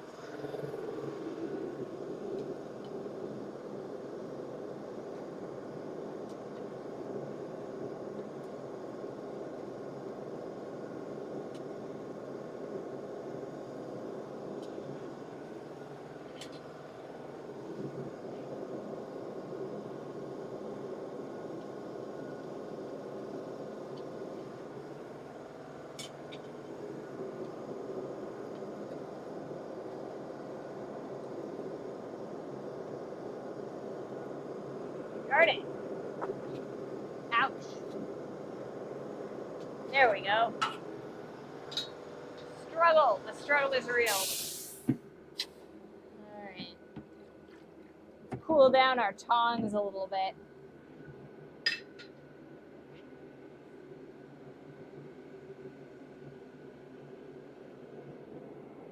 Alright. Alright.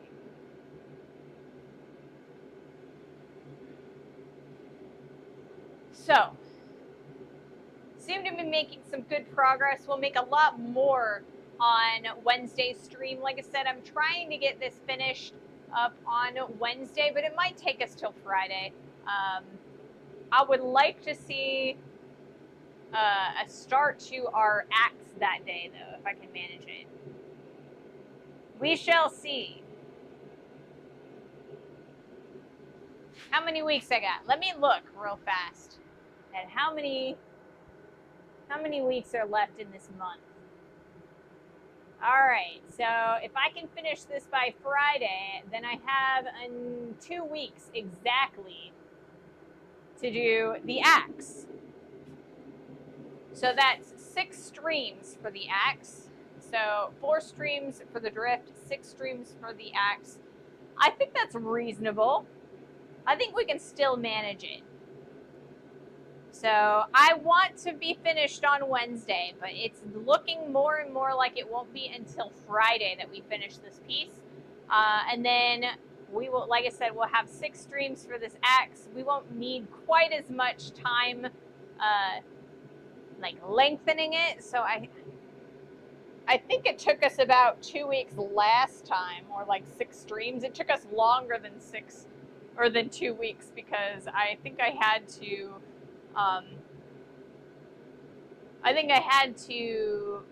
cancel a few in the middle of it. So we shall see.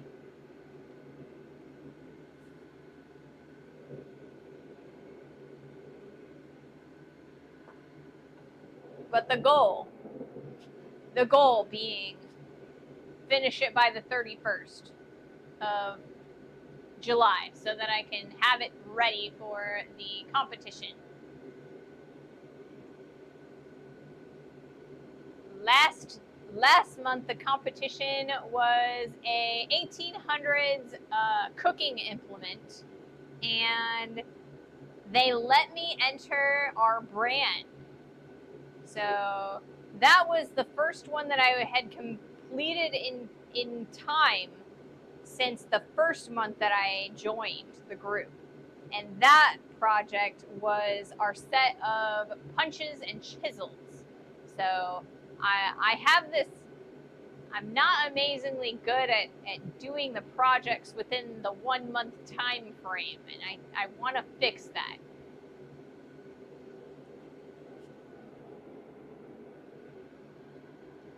If I can manage it.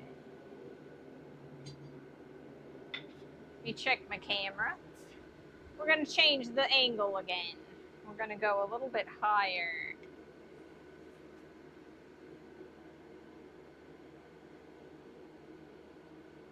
Just for some good measure.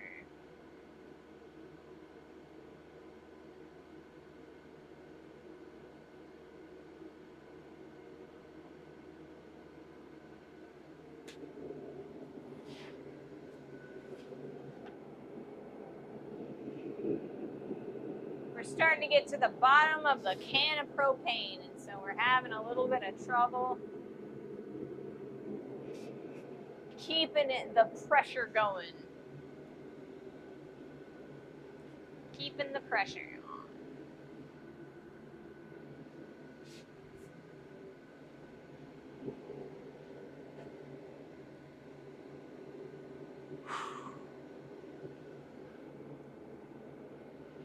But we made some good progress. We've got a lot more length. You can definitely tell visually that we've gotten quite a bit more length.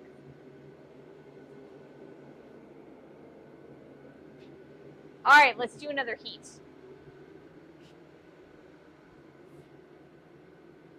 Oh, that is not a very centered camera. Let me change that real fast.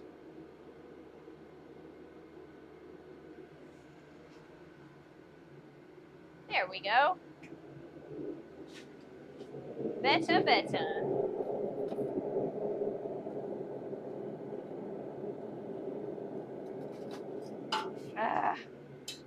I keep shoving it a little bit too far into the forge, and so I end up singeing my knuckles a little bit.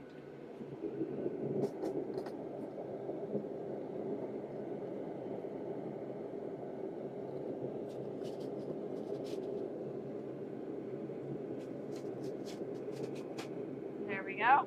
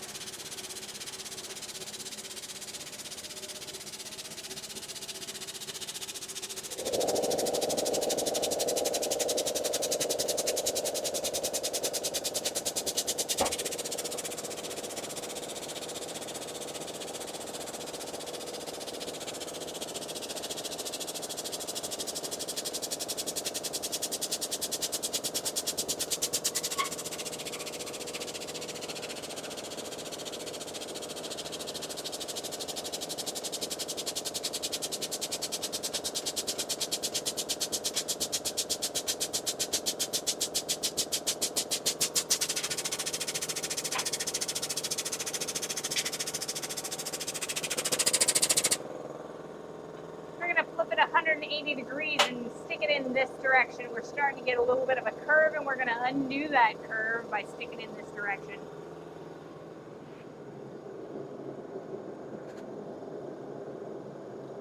For our next heat.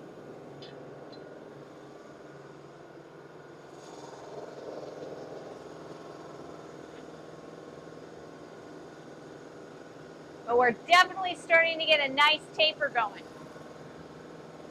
We're getting a lot of movement.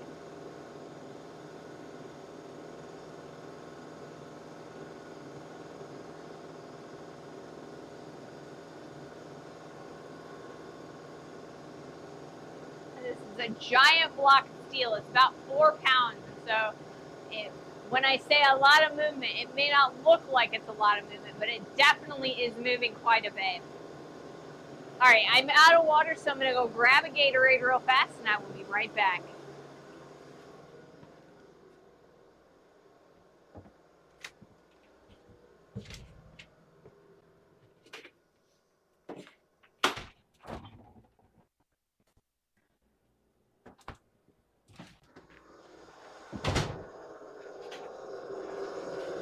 We got red Gatorade today. Red is probably my favorite flavor. I don't know why. It just is. I don't know what's so much better about red than like blue. Definitely not yellow. Yellow is not my favorite at all.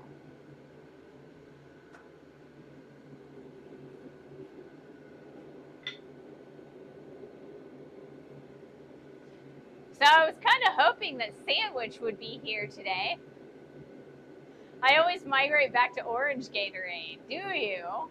I don't, it's been a long time since I've had orange. A long time. So I was kind of hoping that Sandwich would be here because Sandwich was always the one that points out the lights on the Ray Smithy sign. And I ripped the cord out of them forever ago. And it took me like, I think it's been probably 4 months or so since I've fixed it. But I did it.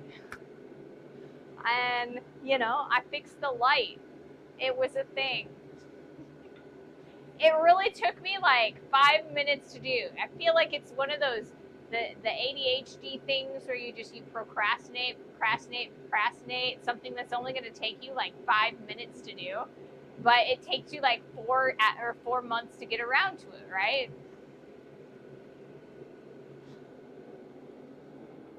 I like the sign. It's really pretty.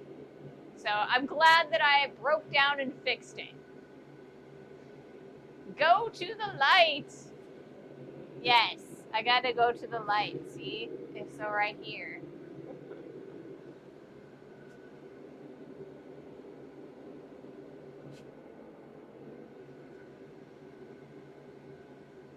Maybe don't go to the light, you know? They always tell you not to go to the light because the light is the afterlife or whatever in the movies.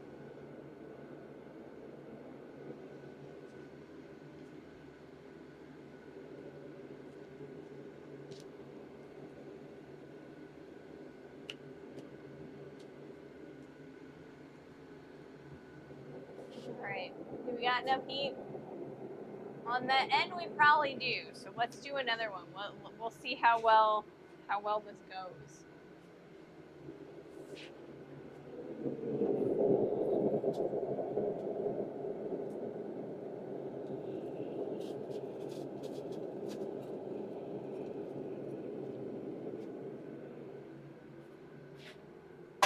I decided that we were going to do it this direction, guys. That's the direction we were going to do it.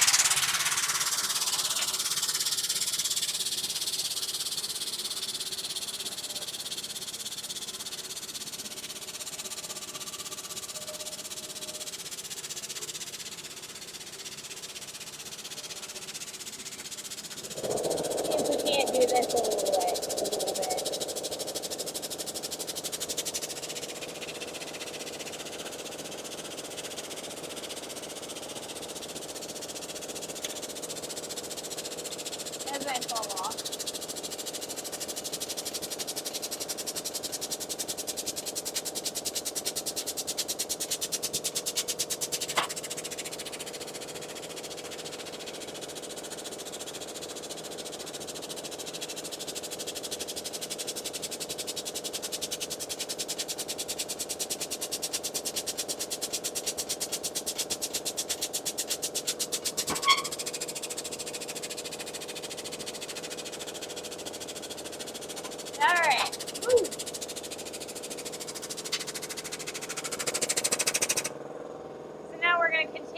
flattening it. Let me pick this up again so you guys can kind of see the process, what we've made so far. So now we're going to go this direction. We're kind of squishing it. I think we're probably going to need to take a little bit of time at the anvil for a little bit so that we can kind of flatten that out. We're getting a lot of skewing. And so, yeah, I think that might actually be our next heat. Let me see if I can't manage that.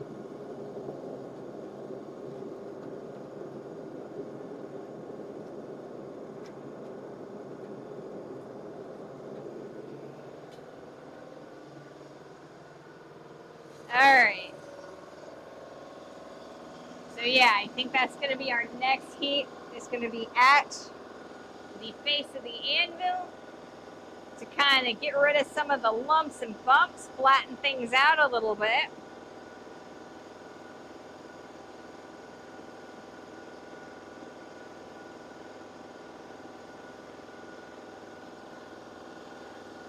See if I can't manage it. I don't know. It could be a challenge. It's a really thick piece of stock, and it's going to be really hard to move it by hand. That's why we've been using the press, but we've got a lot of warpage, and I want to fix it before we get too much more. If we warp it too badly, it could make it really hard to get the shape that we want. So I'm going to see about reshaping it and kind of aligning the corners and the edges a little bit better.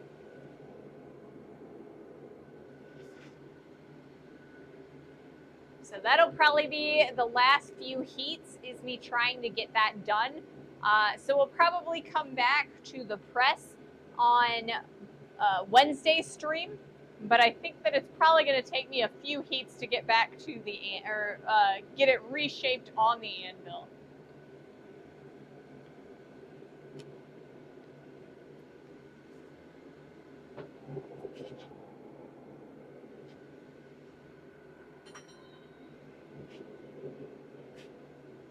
I'm going to get rid of that one. We're going to put that there. Because I think what's going to happen is we're going to end up using this guy to keep things steady for ourselves as best as we possibly can. This thing works beautifully for large pieces of stock like we've got in the forge right now. It works a lot less well for the smaller pieces that we've been using. So we'll see how well it works. We have an ad starting in about 3 minutes. I think I'm going to allow the steel to soak in the heat until after the ad is over. That's going to give me a lot more and a lot easier of a time hand hammering it. The more heat I got, the easier it's going to be to move it.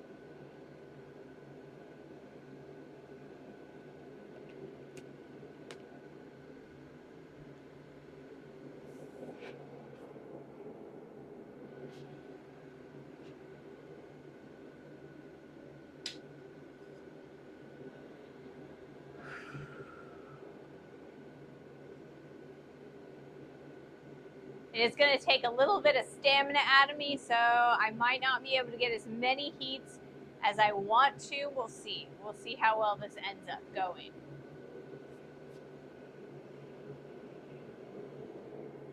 We've got a good amount of heat in the forge itself, so it's going to just take a little bit of time to transfer that heat into the large block of steel.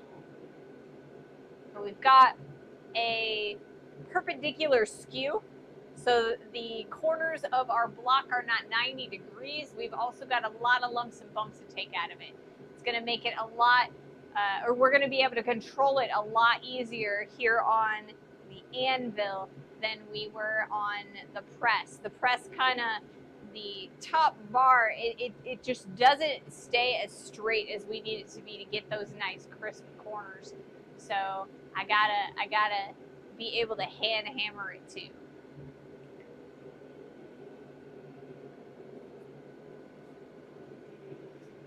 So we're getting there.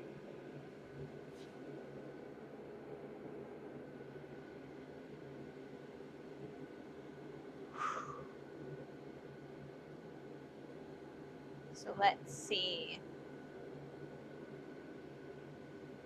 Starting to run out of topics just a little bit. But we're getting towards the end of the stream, so that's not terrible. That's not the worst thing in the world.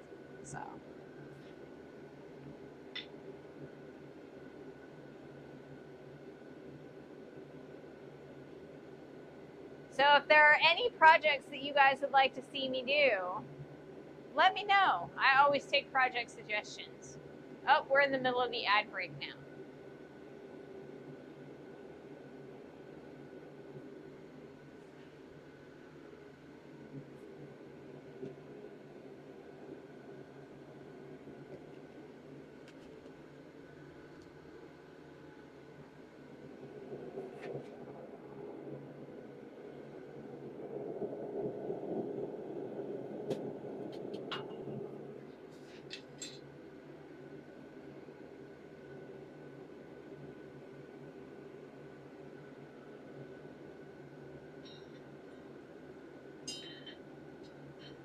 Take a little bit of a break, a little bit of breathing.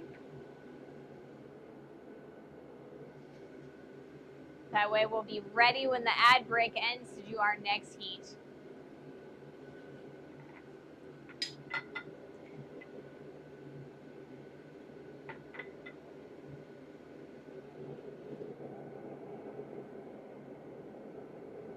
All right, we got a good amount of heat, so we're doing. Hey, you're still going, and so am I. Welcome back, Mahalo. Yeah, we're still going. We're going to do a couple more heats here on the face of the anvil. We've got a lot of twisting going on. A railroad spike flipper with a Rubik's Cube or dice twist. That sounds like fun.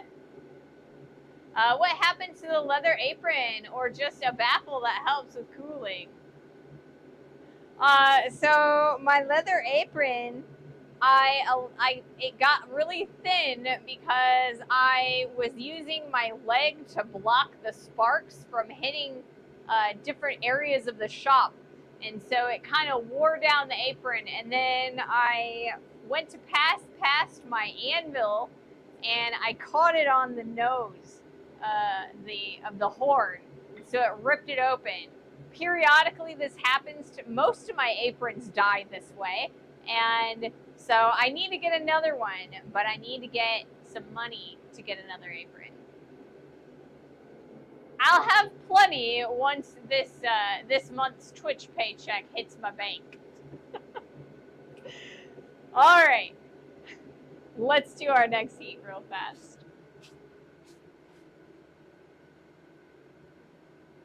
I think I'm gonna put it right there.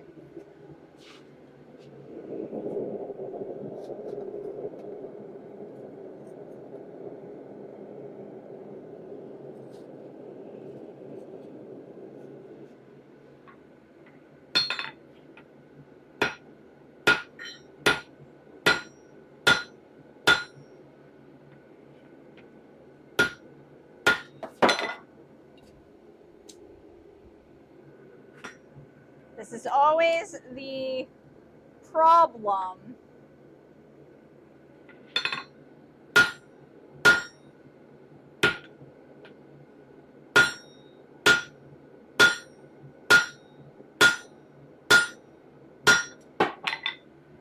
Is if I hit it at the wrong angle, it just falls.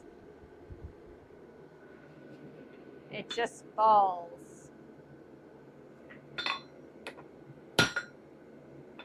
And it jumps a lot. All right, so the next heat, what we're gonna do is we're gonna use this guy to kind of hold it in place so it doesn't jump.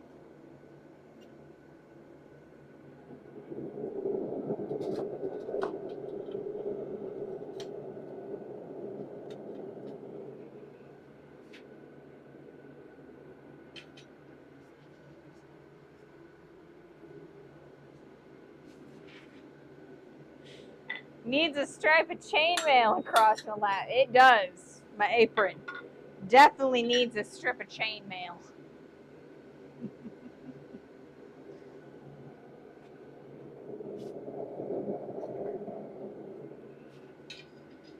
But you know, really like doing chainmail. I hate making chainmail links.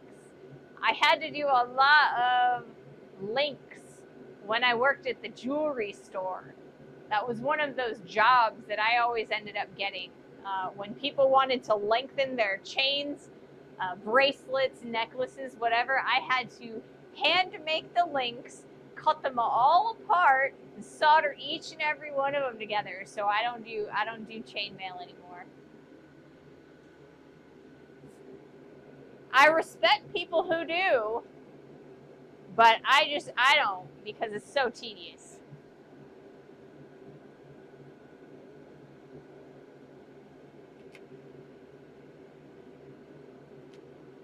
But then again, I don't know that I've ever seen Mr. Boombody solder each and every link of his chainmail pieces together. I think he does butted ends.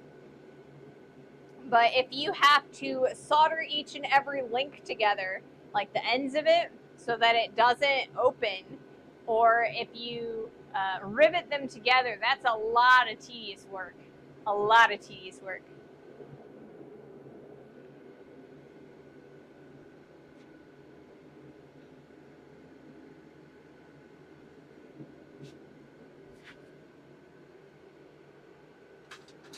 Will these go closer? I think they will, but I don't know if I can hold it very well with these. These are not my favorite, but I'm going to try using them because I think the other ones are not secure enough. That sounds like one of those opportunity jobs, right?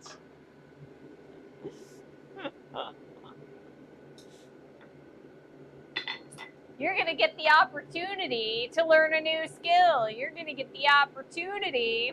Yeah, not cool, not fun.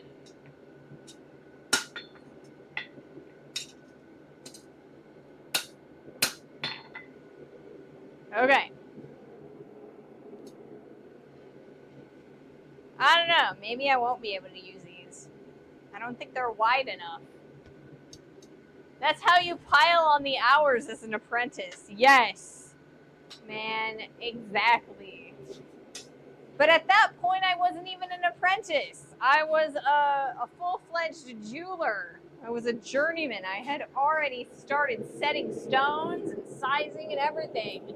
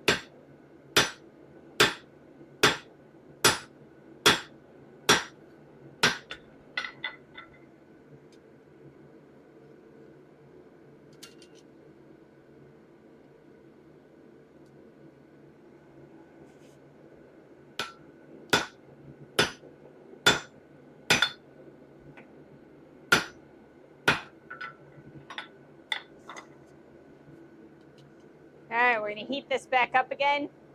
We're getting there slowly but surely.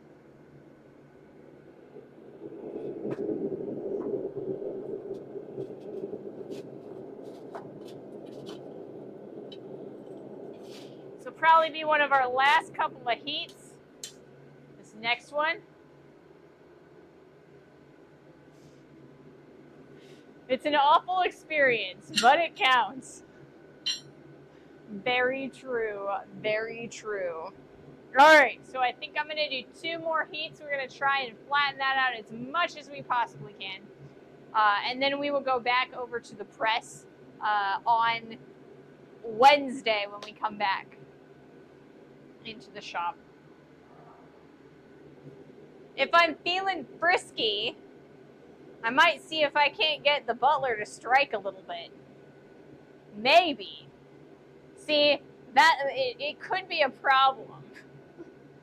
Because the butler has never struck before. the accuracy might not be a little, a thing. It might be a little scary.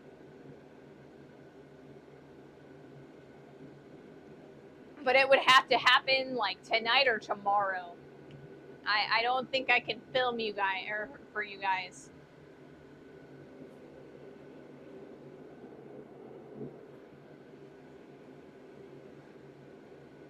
If I can figure out a thing to like actually have them strike on, you know?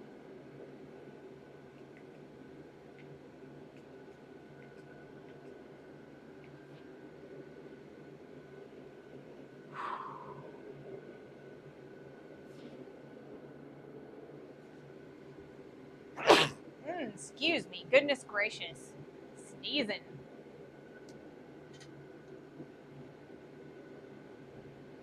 So I think my favorite thing to do, that should be big enough piece for him to hit 95% of the time. Right? It's huge. It's huge. You've got an extra anvil and some rope, right? You could rig a Wile E. Coyote drop hammer. I mean, you know. Thank you. Thank you, Corwin. Bless you.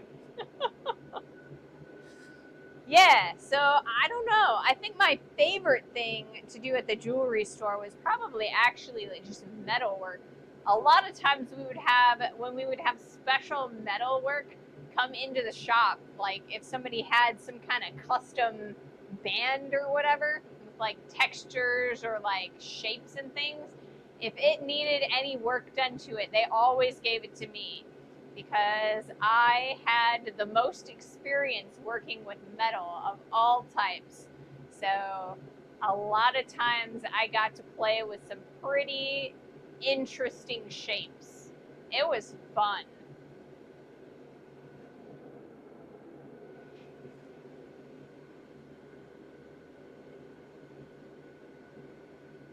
But yeah.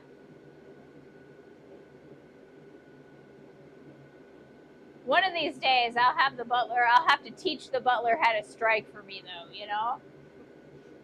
Or have someone else come in and strike for me. I got a couple of friends who might be interested in doing it one time.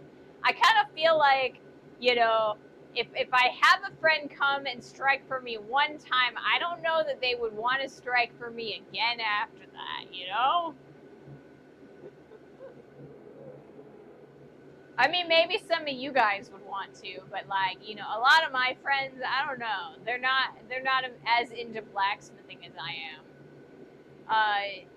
Did you vacuum up the gold and silver dust when you had to do some filing? So what we did collect the dust, right? But we did not use a vacuum. We swept, right? So what we had in most jewelry benches, there is a bottom drawer that sits underneath of the bench pin. And so it will actually catch all of the dropped dust and things.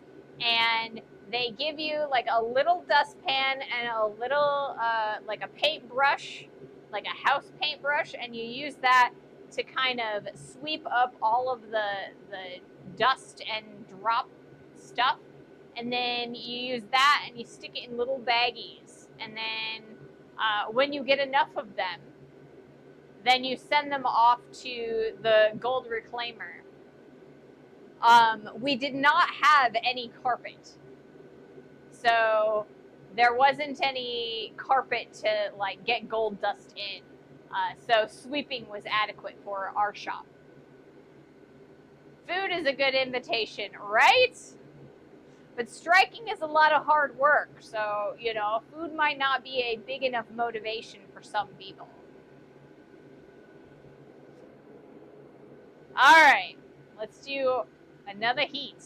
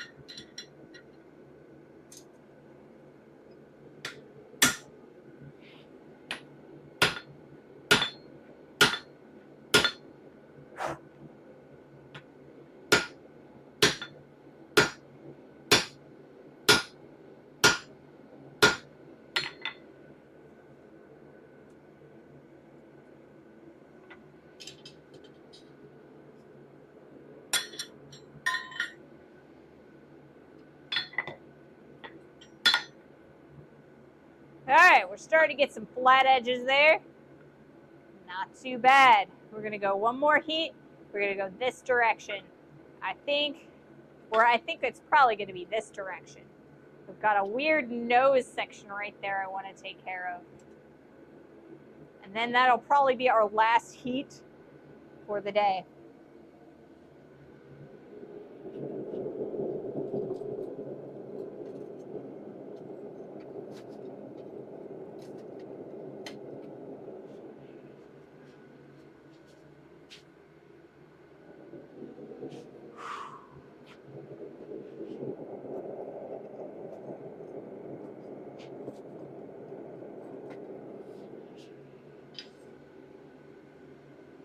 So yeah, we'll probably do one more heat and then I will raid off.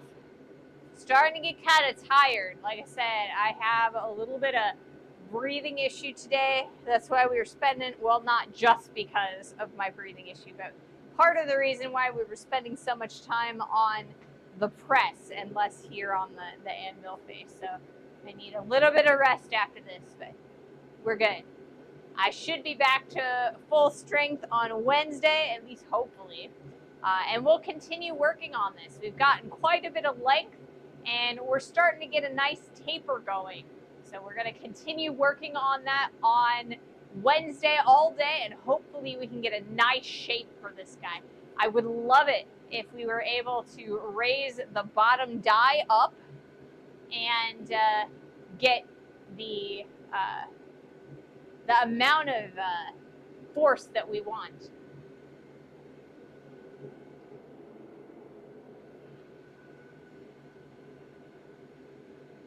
Okay, thanks. I always wondered about that. I remember a movie where some guys thought about digging under the saloons in a gold rush town to collect the gold that fell through the cracks in between the board of the floor.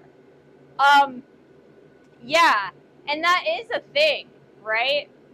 I know that one time when I came home, I took off my shoes and there was an earring backing stuck in the treads of my shoes. So I brought it back with me the next day because I needed that backing. I was looking for that backing.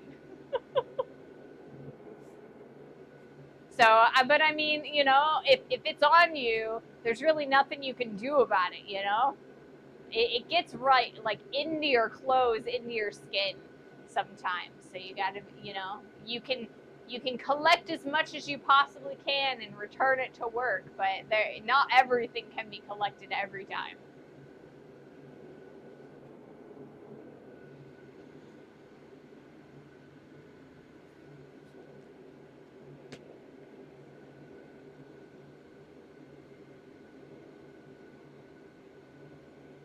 But I will say, as a preface to this, when we returned it to the gold people, or like the gold reclaimers, we had a 5-gallon bucket full of like the little baggies and all of the stuff. So it wasn't like a little bit that we were returning. It's like it was a big old 5-gallon bucket worth that we would send out to the reclaimers.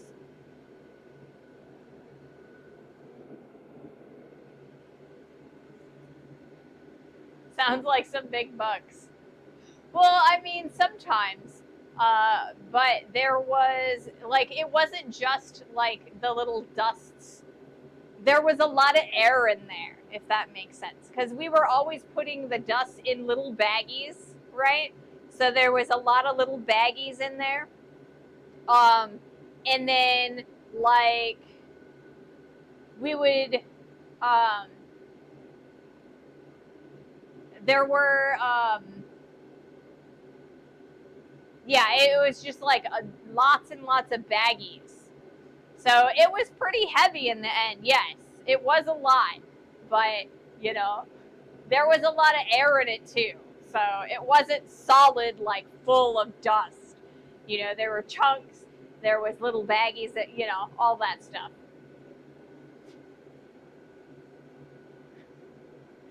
At Christina's Leather, is that a suggestion for who to raid to? Awesome. We'll do that. We will guide the raid. We will go over to Christina's Leather. Let me get, yeah, she's having a birthday. Awesome. Yeah, we will raid off to Christina and after this heat. So we're going to do this last heat and then we'll raid off. Okie doke. Let's do this.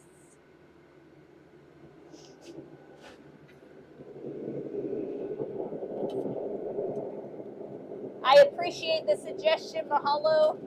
I always love suggestions for raid targets.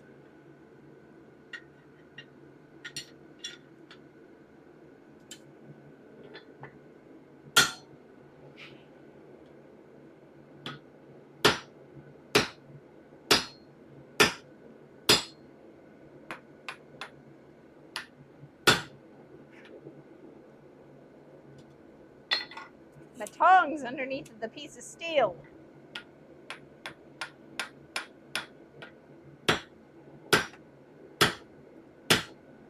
Okay. Well, I think that's all she wrote for this day. So, let's grab the tape measure real fast. So we have gained, we were just under 4 inches long. We are at we were at like 3.5 inches long. We're now past 4 inches long, and we're at 1.25 inches this way. And we've got our terminal point back here. So we're getting there. We're getting real close.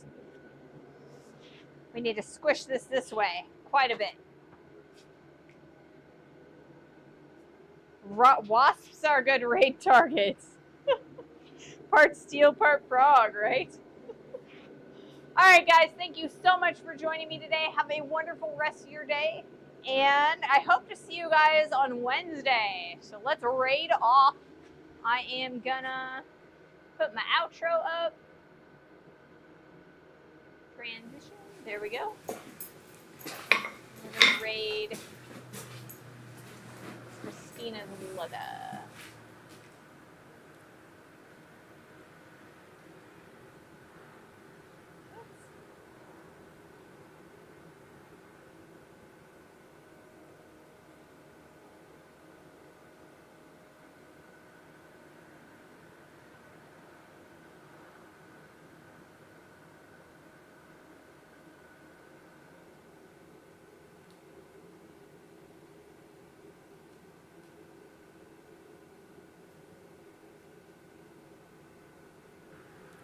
Huh. CHRISTINASLEATHER.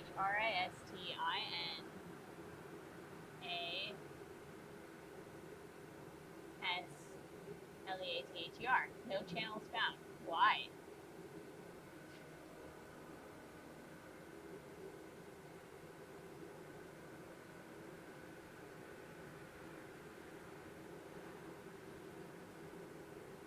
Hey, hey, hey, hey.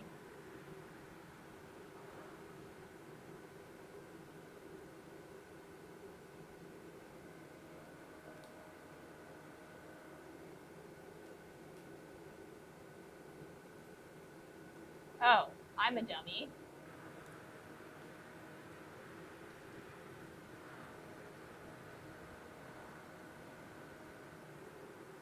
I put an H in there.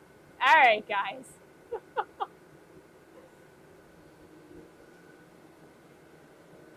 Thank you guys so much for joining me. Have a wonderful rest of your day. I hope to see you guys on Wednesday. Bye.